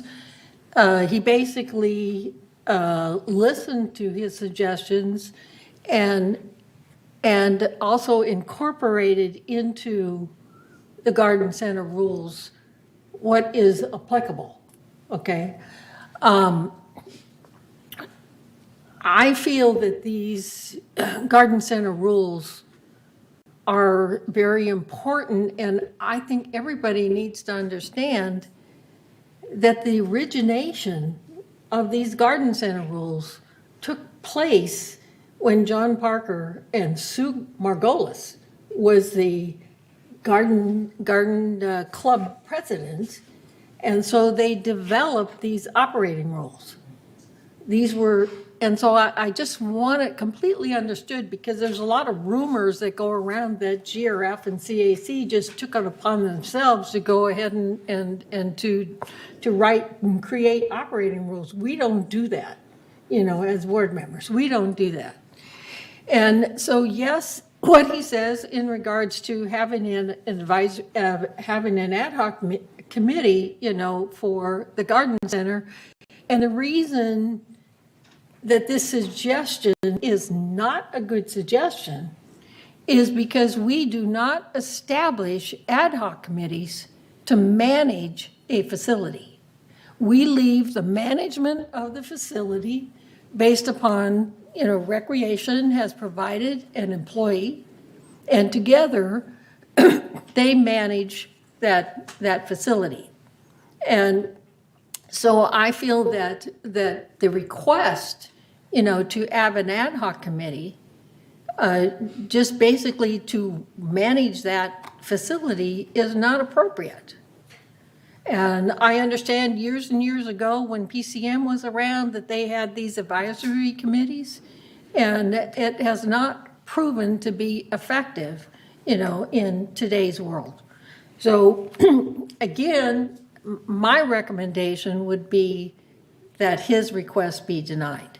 And I also recommend that the garden center rules be approved. We have gone over them over and over again, and I can't tell you, Brian can speak, he can talk about how many times he has met with different people in the garden center to be able to come to an agreement as to what is reasonable. Realizing that a lot of the pushback is basically because there were so many that were out of compliance. And so we pass these rules, and we understand that it may take them a while to come in compliance. But there is no reason to think that we won't have a reasonable time and work with these people in order to have them come in compliance. So Elsie? Thank you, Madam President. And also, I want to emphasize that the vast body of these rules have been in effect for many, many years. Right. There's really not that much different. And so it's not like these staff or us or anybody else has gone in and just rewritten all the rules. They've been in effect for a really long time, and the lack of compliance came about when those same rules were in effect, and I don't want, it's okay. This is now, it's time to go ahead. So I echo your sentiments very much. Thank you. So I just, some particular problems that they had, one was based upon height, that they could do, certain plants. Was it plants or trees, Yvonne? There were vines. Okay. So there were adjustments made so that the garden centers would comply, and that we adjust basically to some of their needs. So there were adjustments that were made in here, and also basically the rules consist of making the rules clearer. Okay, Reza. Yeah, this is going for 28 days comment and review, so people can make a comment and review. We don't have to decide today Right. that something going to be rejected. Let people make their comments, and then we review it after the 28 days when all of the comments are in. So the Okay. individual that have comment might have 200 other people that say no, rather than we decide right now that we don't want to accept it or not accept it. Right, thank you. All right. Are there any other comments? Because I'd love to get this passed. All right. Are there any objections? If there are no objections, the motion to approve garden center operating rules and put on 28-day review is approved without objection. Thank you, everybody. All right. The next item is to entertain a motion to approve donation agreement between GRF and Clubhouse 4 Woodshop supervisors. So, Joe? Resolution 90-22 between GRF and Clubhouse 4 Woodshop supervisors. This agreement entered into this second day of August 2022, the date's wrong, okay, is by and between the Golden Rain Foundation, GRF, a California nonprofit mutual benefit corporation, and Clubhouse 4 Woodshop supervisors, known as Donor, who donated a used lathe machine for use in the Clubhouse 4 Woodshop. Whereas GRF and Donor recognize the importance of community facilities and amenities, and whereas GRF and Donor acknowledge the benefit of donations when they have a purpose consistent with GRF goals and are in the best interest of Laguna Woods Village, and whereas the donor has offered to donate a used lathe machine for use in the Clubhouse 4 Woodshop.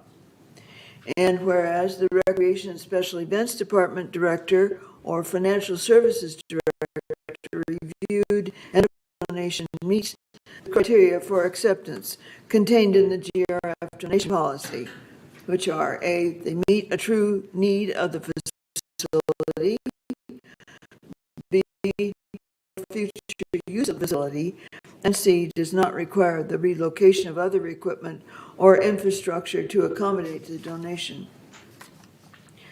Now therefore be it resolved, August 2nd, 2022, that GRF and donor, in accordance with the described conditions and obligations hereinafter set forth, and agree as follows.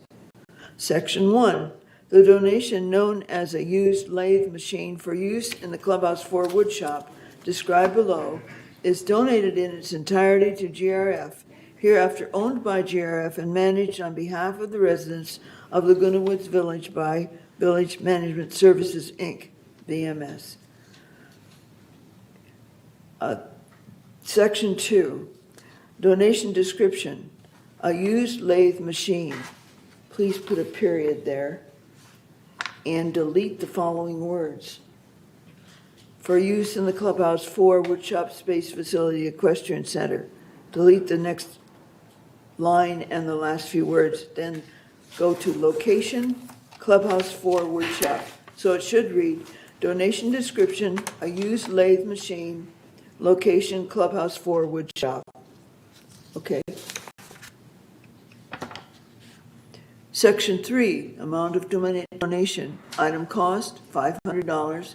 Installation cost, 0. Maintenance cost, 0. Total estimated donation, $500. Section 4, GRF reserves the right to move, or remove, and or retire the donation following cessation of the 5-year period. The term shall commence upon the date entered into and indicated above.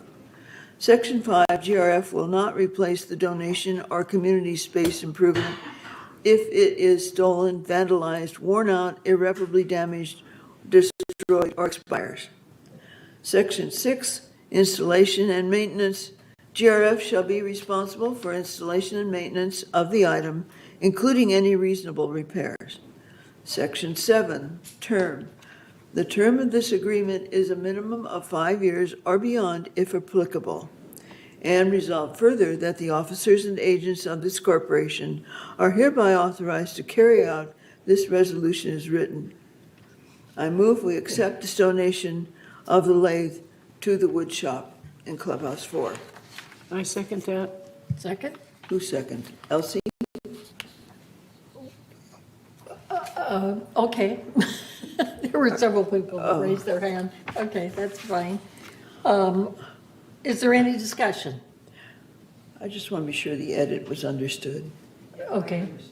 Okay. Okay, Michaela. Paul has the resolution up in front of him. Were you able to get it? Paul, did you get No. the edit on section 2, down at the bottom of the page? No, I did not get the edit on that. And the date at the top should have been I got the date at the top. It should be the second of August. day of August. June. Of August. Of not August. June. Sorry. Yeah. Okay, thank you. I'm sorry. That's all. Okay. Are there any more comments? So, are there any objections? So the motion to approve the donation agreement between GRF and Clubhouse 4 wood shop supervisors with correction is approved without objection. All right, thank you. So we've already had our break. Unless anyone still wants a break, we will go forward with the committee reports. Okay. Okay. Everybody agrees. So the next item would be a report for Finance Committee. Director Hopkins. Thank you, Madam Chair. Let me, we've got the first chart up already. That's quick. So I'll start with, again, the first chart.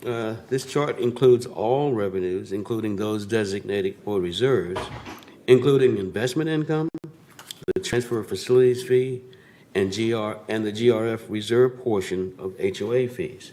It also includes the contingency portion of our HOA fees. So through the reporting period, through June 30th, 2022, GRF had a net revenue of $2,566,000 with a total revenue of $23,923,000, excuse me, and a total expense of $21,357,000. GRF was better than budget by $1,292,000, with total expenses coming in at $1,847,000, better than anticipated. Favorable results seen in expenses were partially offset by lower revenues of $550,000, and these revenues are significantly impacted by unrealized investment losses this year. Slide 2, please. The next chart displays the operating fund, which does not include the non-operating revenues I mentioned before, and is also without depreciation. The report shows a favorable variance of $1,636,000 through the reporting period, with expense better than budget by $1,842,000, offset by revenue worse than budget by $206,000. The operating fund is the largest impact on our HOA fees, and we are performing quite well in this respect. The next slide, please. Okay. Now, this slide reflects the value of our portfolio since inception, and we'll notice that since inception, we've lost $570,000 on the portfolio, or a 3% loss. The current year loss, however, is $1,069,000. Again, this is a non-cash loss, or commonly called unrealized loss, which we would not realize unless and until we had to actually sell the investments. Next page, please. Now, this reflects the total portfolio, or net of about $32 million. I'm sorry, total reserves of about $32 million. The portfolio value is $18,500,000, with cash and non-holding almost $14 million. What it says here is, just as Sean Anderson said, we've got an extremely good cash position, and so that even though our portfolio is not performing as we desired, it is a long-term portfolio position, and we are well situated in our cash position to be able to withstand the expenditures that we have in front of us for reserves. Next page, please.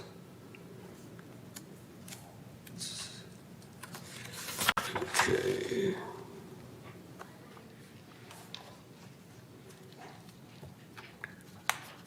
Now this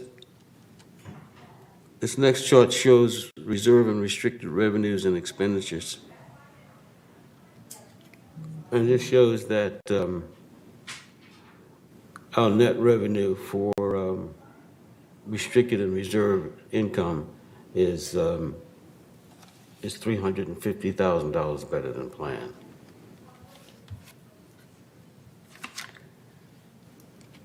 Next page, please. Now, this slide 6 really reflects the operating fund, which I mentioned earlier has a direct impact on HOA fees. Operating variances by category, with the green bars representing favorable variances and orange bars representing unfavorable variances.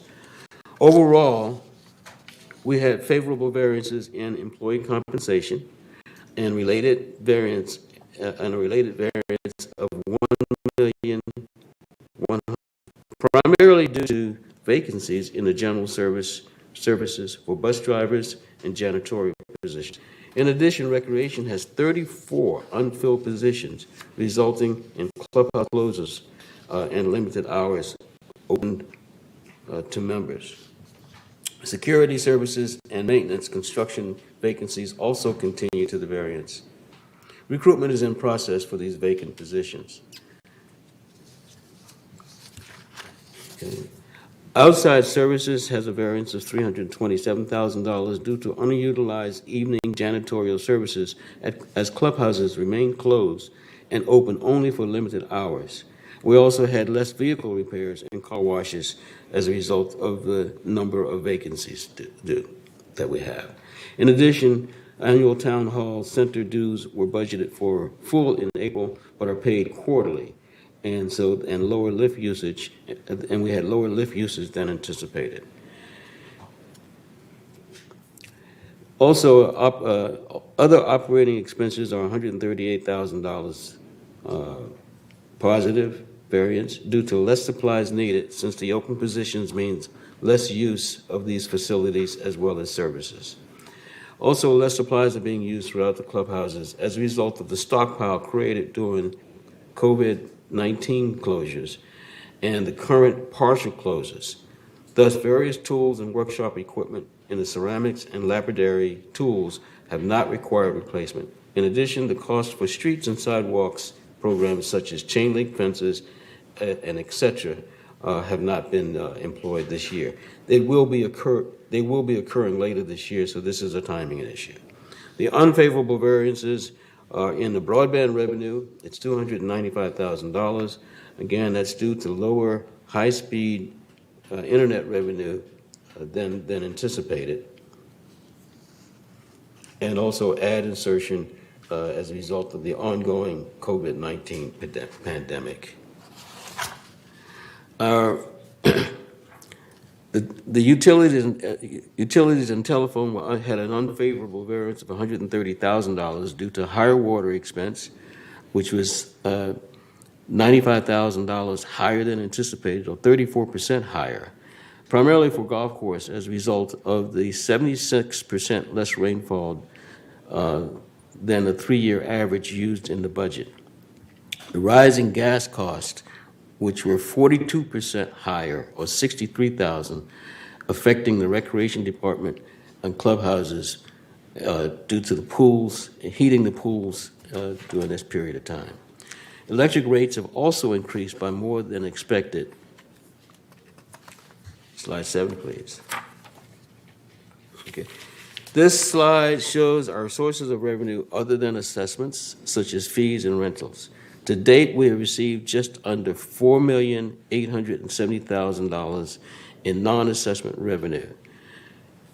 By category, we can see that our biggest revenue is broadband services at $2,602,000, or 53% of the revenue, followed by golf revenues at $1,108,000, or 23%, and then merchandise sales at $336,000. Clubhouse rentals and event fees are close behind at $290,000.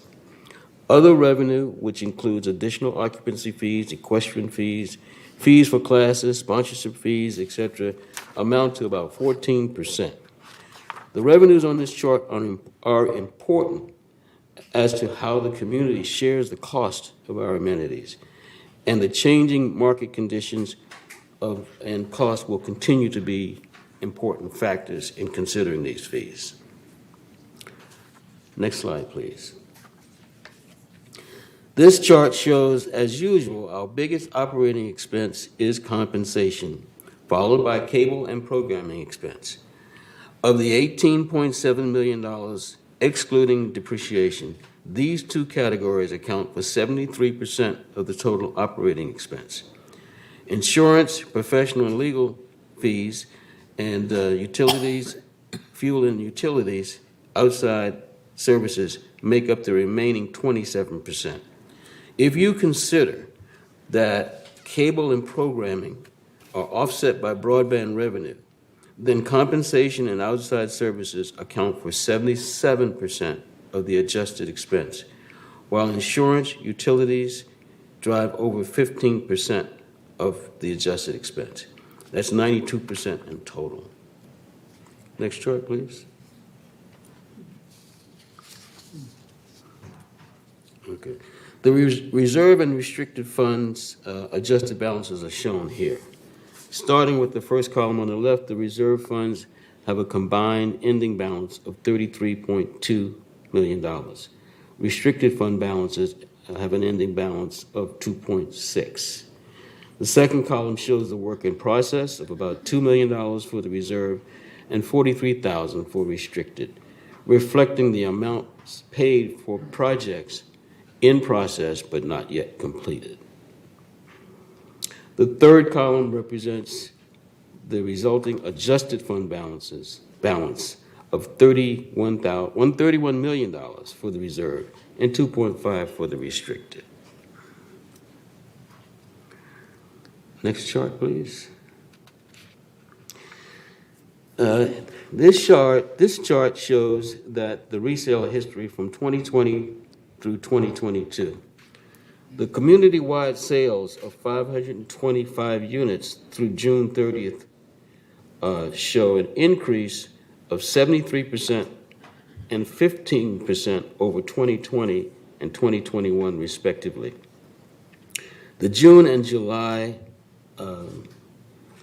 2021 to 2022 monthly trends show a declining trend. If you look at May and June, you'll find that it's a little bit lower than the May and June of the previous year. So that's the declining trend that we're seeing. Next slide, please.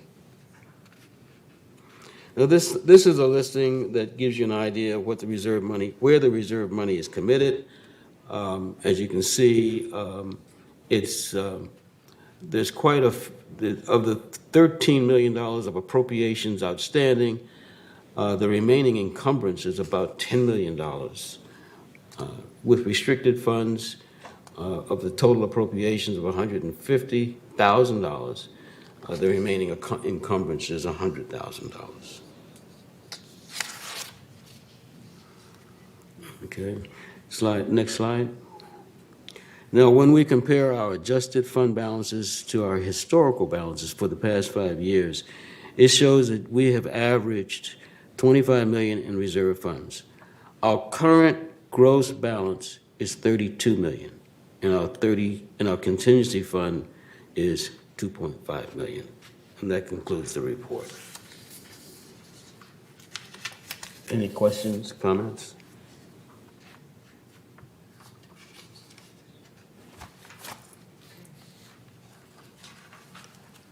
Thank you, Madam Chair. No other questions? Okay, so we shall move on.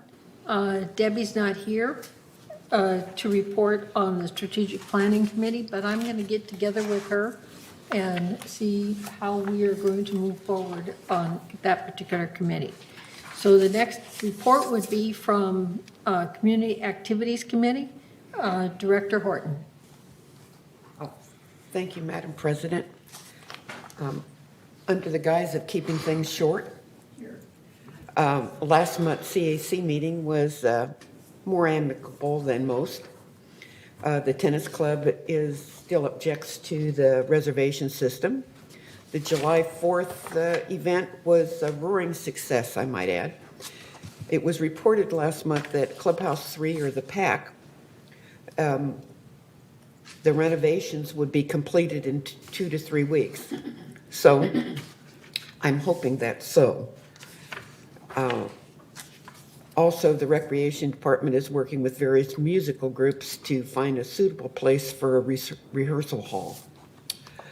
And that concludes my report. The next meeting is August 11th at 1:30 in the boardroom. Thank you. Thank you. So the next is the report of Landscape Committee, Director Skillman.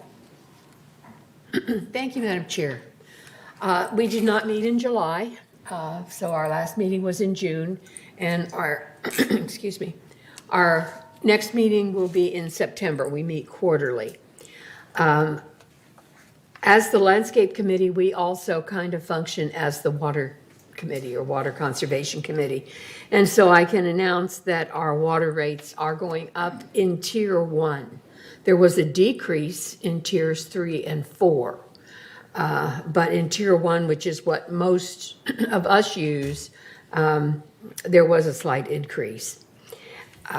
Also, the Master Control Irrigation System that we all approved.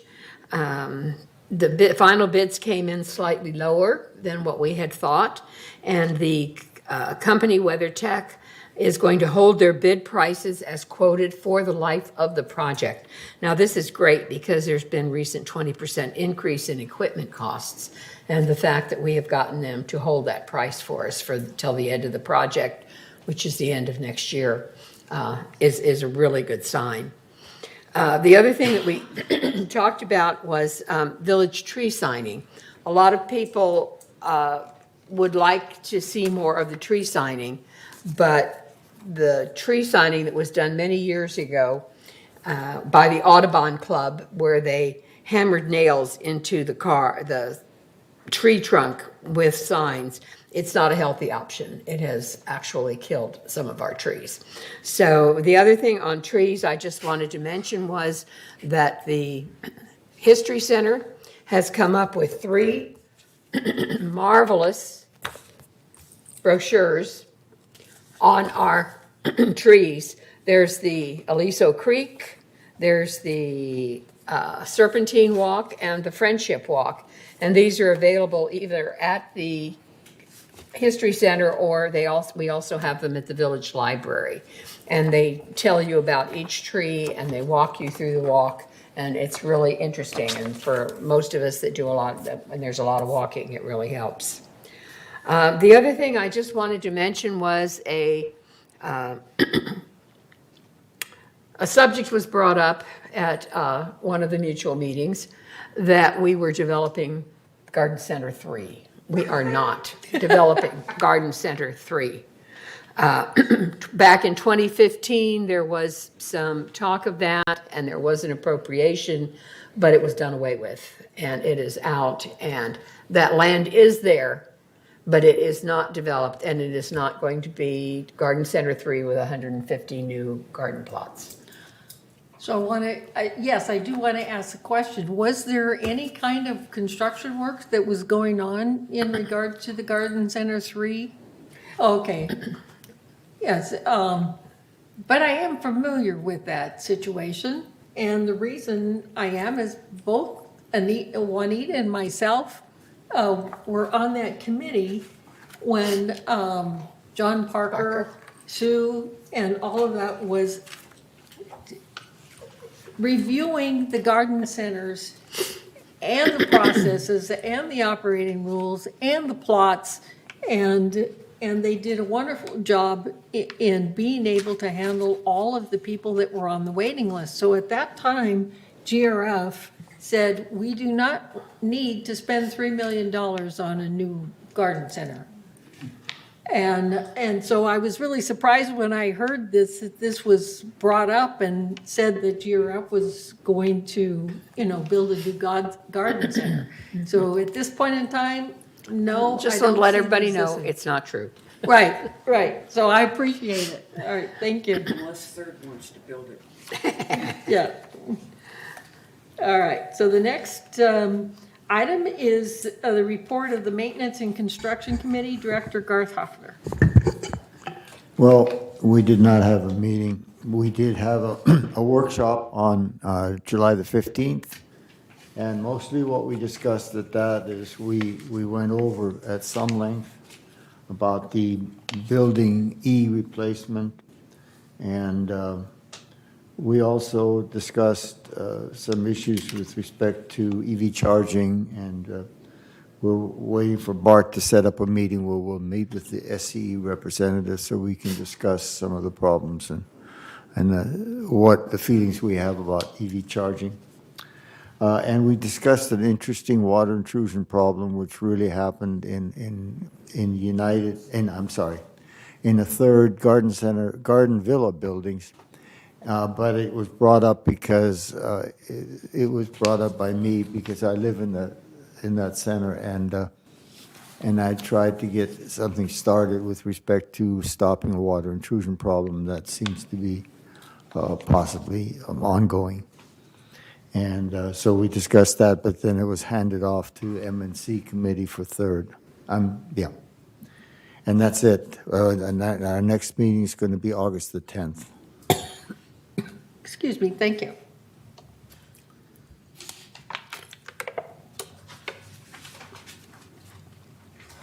Okay, do you have anything to report on the clubhouse renovation ad hoc? No. Okay, thank you. There was no meeting, but we signed the agreement on June 29th, which was before our last GRF meeting, so we already covered that.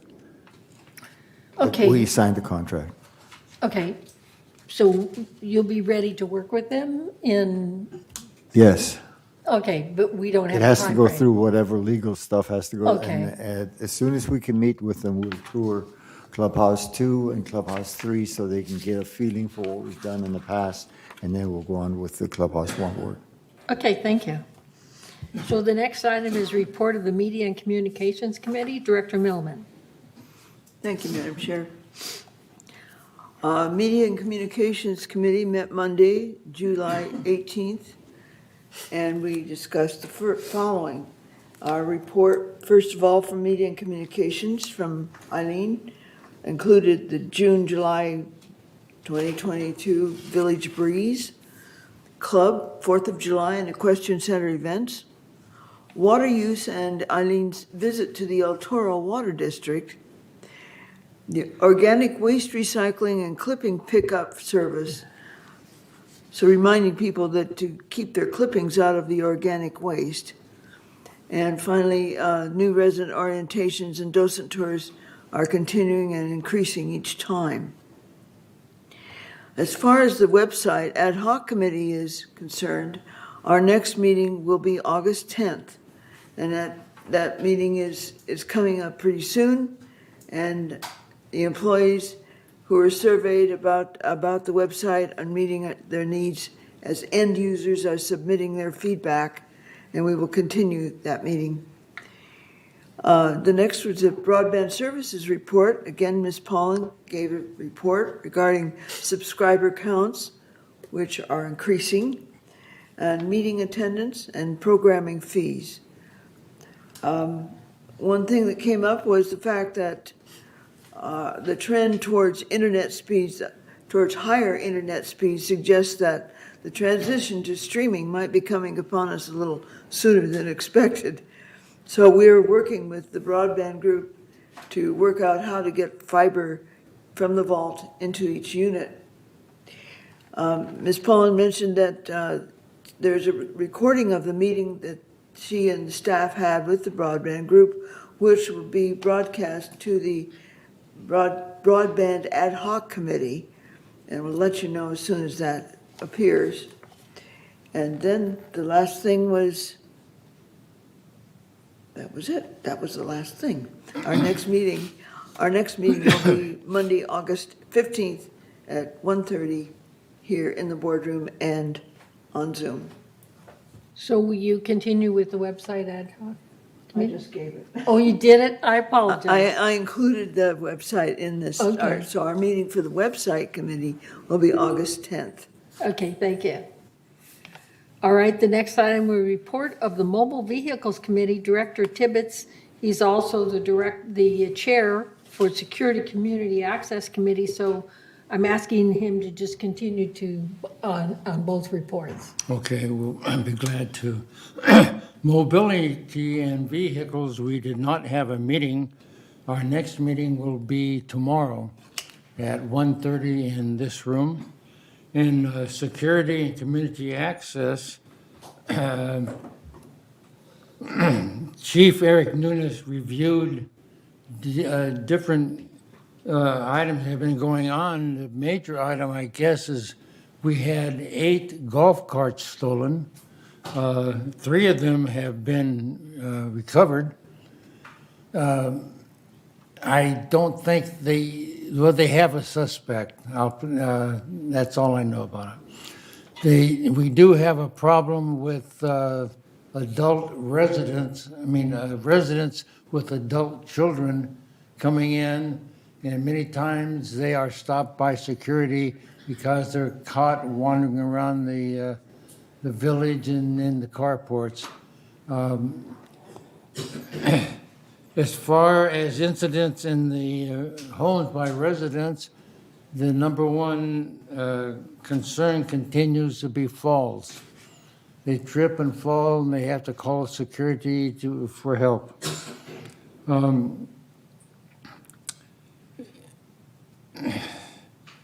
the new item I wanted to report is the bicycle signage in Aliso Creek area.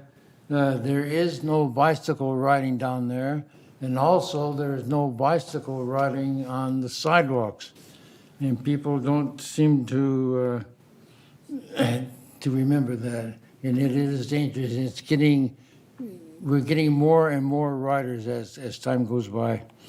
And that's the end of the report. Our next meeting will be August 22nd at 1:30 in the boardroom. Thank you.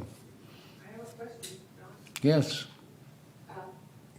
I just got an email, and it's about there was a shooting over on Mariposa. That's what it says, and it's the Crime Weekly report. Do you know anything about that? No, I haven't heard a thing about that, no. Okay. And where was that, on Mariposa? Yeah, it's what it says, Mariposa, 7/31. Mariposa. I mean, the date, 7/31. I have not heard a thing. It just says shooting. I just want to know. Shooting? Who was shooting? Was it you? Okay, I just asked. Okay, we'll have to check with Eric, apparently. I'll follow through on that. I'm curious. All right. Yeah, That's the end of my report. Yeah. I'm sure Siobhan is following up on that because I don't think she was aware of it either. Okay. Oh, I might mention, though, that we did have, I have a hard time seeing this because I brought the wrong glasses. These don't have reading lenses in them. So anyway, the Shepherd crooks have really been helpful, and it's getting better. We've had 8 incidents of people coming over the fences, but that's a lot lower than we've had in the past, and it's going to continue getting lower. So the Shepherd crooks have really been a great help. That's all I have that you'd be interested in, I'm sure. Okay, thank you, Don. You're welcome. So the next report is Disaster Preparedness Task Force, Director Skillman. You missed it, yeah. That was not supposed to be, that was supposed to be Elsie? No, the traffic. Okay, I don't want. I need to not want. I'm gonna have to This is- treat this is Elsie your- out for lunch, I think. Yeah, this is your traffic reporter, Anita Skillman. And I'd like to report on the Laguna Woods traffic hearings. We did not, the last meeting was actually held in June. And in July, I guess everybody's either getting really honest or they just pay their money quicker because we didn't have any people that wanted a hearing, so we didn't have any July traffic hearing. And the next one will be, so July was canceled, and the next one will be August 17th at 9 a.m. in this room. Thank you. Thank you, Elsie. Now it's my turn. Okay. The Disaster Preparedness Task Force did meet on July 26th, and we also had our radio drill with only one person not reporting in. The big thing that came out of that is that we really need more good neighbor building captains. We have less than 100, and that's not enough for this village. So we talked a lot about how we could recruit more building captains, and I would love to hear anybody's suggestions. We've tried being at the various bazaars, et cetera, with a table and gotten good interest, but not people who sign up. So we really, really need more building captains. And our next meeting is in September 27th at 9:30. Okay, thank you. You have a question? No, just a suggestion, Juanita. I'm wondering if it would help to have meetings at least the three-story buildings that aren't participating of people from the disaster committee. Just one or two to Okay, let that was them one of know the and get them- suggestions. We also had a suggestion because they want a meeting of the clubhouse coordinators. Okay. And then we thought we give the clubhouse coordinators a map showing what their area is. And then they could have a meeting just at each clubhouse of their area and try to get interested people in. So there were a lot of good ideas that came forth, but we don't have any concrete plans yet to announce. Okay. Okay, thank you. Diane? Okay. That, I attended the third open town hall, and they did bring up that a lot of new people that move in don't get instructions on what the procedures are, how to, do the trash and the laundry, and so it was mentioned that they should have the team, or the team captain, or whatever you're calling them, good neighbor captain, help with that. So it could be a good way to get people interested in becoming one. We've been pretty successful in the three-story buildings in getting, because they have building captains that have assumed the duties of the good neighbor captains for disaster preparedness. But we have a terrible time with the rest of the community. Okay, thank you. One other thing. Is there am I missing anybody? Would you'd like to speak? Just quick, one other thing for new residents. There is the new resident orientations. Right. But maybe that's too overwhelming. They need to have something more specific. In some ways. Yeah, okay. They mentioned that a lot of times they speak a different language, or Okay, I'll work on it. Communications. Thank you. Thank you. So the next item is Information Technology Advisory Committee. It'd be Director Hopkins, and I can tell you that his report is going to be very important because he's going to give you an update basically on where we're at with the ERP system. Yep, That's that's what you got. And before I start that, Madam Chair, if I may, let me just add an addendum to my finance report. Our next meeting is August 17th. At that time, regularly scheduled is our investment advisor. I know there's been a lot of discussion and around our investments. And at that time, we will welcome anyone to come and question our investment advisor and see what's going on. I'm interested myself, and so. And Jim, you said at the next finance meeting? That's the next finance meeting. Okay, it's an thank open you. meeting. Okay. That part's open. And so we will have Dan Quirk, or at least he's scheduled, Dan Quirk from Sageview is going to be here. Is he coming in person? Yes. Well, no, I don't know. No, he's not coming in person. Oh, okay. Okay, thank you. Okay. Okay. Now, do we have charts for the ITAC? Great. There we go. First chart. All right, the green chart. Let's go to the green chart. This first chart is, can you make that a little larger? Okay. The first chart here is just kind of a reminder of the scope and time frame regarding the project, which is really involves a major review of all of our processes and an attempt to employ the best practices in a paperless, digital, cloud-based solution.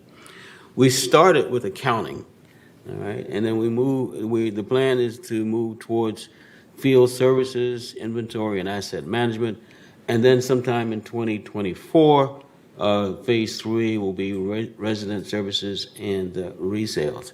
And the reason we start with accounting is because that's kind of the last leg, and they receive all the information and all the bits and pieces. And so you start with the last leg so that you start to plan from the end and back into the beginning, so to speak. So that's one of the reasons we did that. I know there's been some discussion of why didn't we start with this first, that first, but this is a rewrite of all of our processes. This is not just plugging in a piece of software. This is a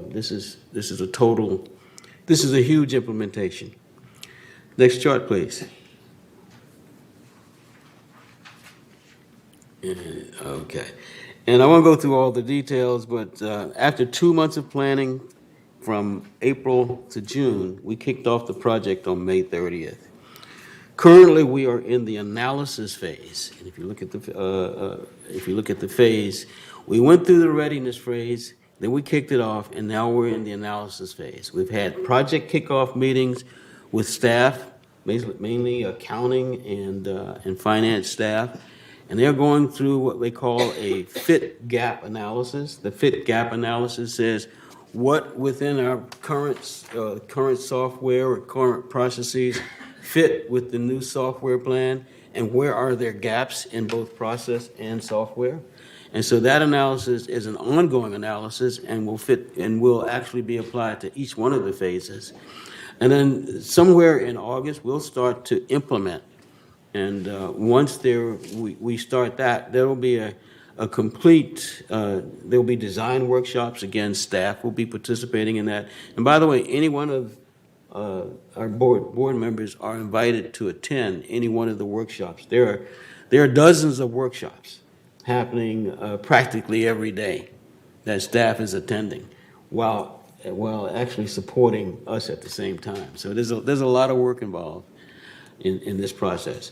And we're just seeing the surface of it when we see it.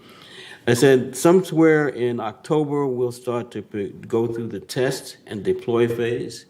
That is essentially where we start to test the applications, the processes associated with the accounting, go through some end user training, and prepare to go live, where we'll have some mock go live exercises. We'll have updates on our readiness. And then somewhere in May 23, from the accounting and finance perspective, we plan to go into operation with that, as well as start the next phase, which again would be the assets and field services. So next chart, please. This is just kind of a repeat of the timeline that we've been through. I won't go through this in detail, but as you can see, there's a lot to it. From the accounts payable, general ledger, fixed assets, accounts receivable. All of this is Greek to a lot of us, but to us nerdy accountants, and it means a lot. The banking projects, all of the things that are associated with it. We kind of wrap up ITAC in terms of a broad brush, but there's a lot of details. Like anything else, there's a lot of details associated with it. And the next chart, please. This just carries on the whole where we have been and where we are, and so the bottom line to all of this is, and there's other charts, and I won't go through those, but the bottom line to all of this, there's a lot of detail associated with this. This is a rewrite again of all of our software as well as our process. We're moving towards we're striving towards a totally digital process. Zero paperwork. We know that's kind of impossible, but if we don't try to get there, we'll never get there. So that's the goal, so that's where we are. That's what ITAC is all about. We're starting to move towards monthly meetings and updates from a weekly. Is because it's started now. We've got it up and running, and most likely we'll be meeting monthly or as needed. Yes, monthly as needed. So that's my report. Okay, thank you, Jim. So the next item is the Insurance Ad Hoc Committee, and the committee did meet, and we heard a presentation on captives by Gallagher, and Gallagher is the broker at the present time with Third. The committee's opinion, or consensus, I like that word better, consensus, basically was there was no enthusiasm or to develop a captive, program for insurance. And captives basically means that we would own our own insurance company and then a broker would manage it, okay? So what we heard from Gallagher, and then we also heard from Marsh at a previous presentation, is we don't get the sense that there's any kind of cost savings by doing something like this. So at the end of the meeting, Danielle said, I really want to go back and talk to these people again and see if there is some other options that we would have, possibly piggybacking onto someone else. We have Walnut Creek, just other options that we might have. And then Anthony Liberatore is going to look into someone that might give us presentation if we owned our own insurance company, but we would manage it. We would not have a broker management. So there's still a lot of consideration. Also, I have to tell you that there are bills in place, which we read in our packet, that address this issue. So the committee will be looking at everything possible that we can do to try to reduce our insurance costs. So the next meeting, as soon as we hear back from Dan and find out when we can have the next presentation, then a meeting will be set for the insurance committee. So thank you. And purchasing ad hoc, we have to work with the ERP system in order to be able to develop our policy, so it's still on hold. Okay? So the next item is future agenda items. And the only thing that I would like to add to this, okay, is that at the next board meeting, that we will at that time have the Equestrian Center operating rules that will be presented. And I just need to meet with them a little bit because their operating rules are really great, except I wanted to address some clauses that include enforcement and the process for enforcement of the Equestrian Center, which is a little bit different, than the process for David Sterling. And then we'll be working with Francis Compliance so that we're all working, we're working together to find a process that all departments are in compliance with. So that's where we're heading. And so next month, we'll have the Equestrian Center operating rules. So at this point in time, are there any director comments? Siobhan. I have an update on the reported shooting on Mariposa. It was reported as shots heard only. There is no evidence of a shooting, and the Orange County Sheriff's Department did not receive any indication of anything like that. Thank you. Okay, thank you. All right. So if there's no director comments, we will recess at this time. Okay. I want to remind all the residents that this is a non-smoking facility. And I appreciate it if you practice not smoking even outside at our facilities. Thank you. Part of that request comes from, we have bands that play over there in the Passive Park by Building 2, Clubhouse 2. And so the odor gets, how do I say it? From the smoking that goes on over there, it's really not acceptable in a community like ours. And we have to basically get the word out And that is part of our nuisance policy, for violation if there is smoking on a GRF facility. It's So- not just smoking, it's what they're smoking. Right, yes. I was really trying to be diplomatic. And I was really searching for the words. Okay. Okay, thank you. And so we will recess, have our lunch, and then. President Carpenter, what time would you like the closed meeting to begin at? It's currently 12:21. 12:30? Oh, what? Oh, it's currently 12:20, so would you want to do 1 o'clock? Yeah. Okay, perfect.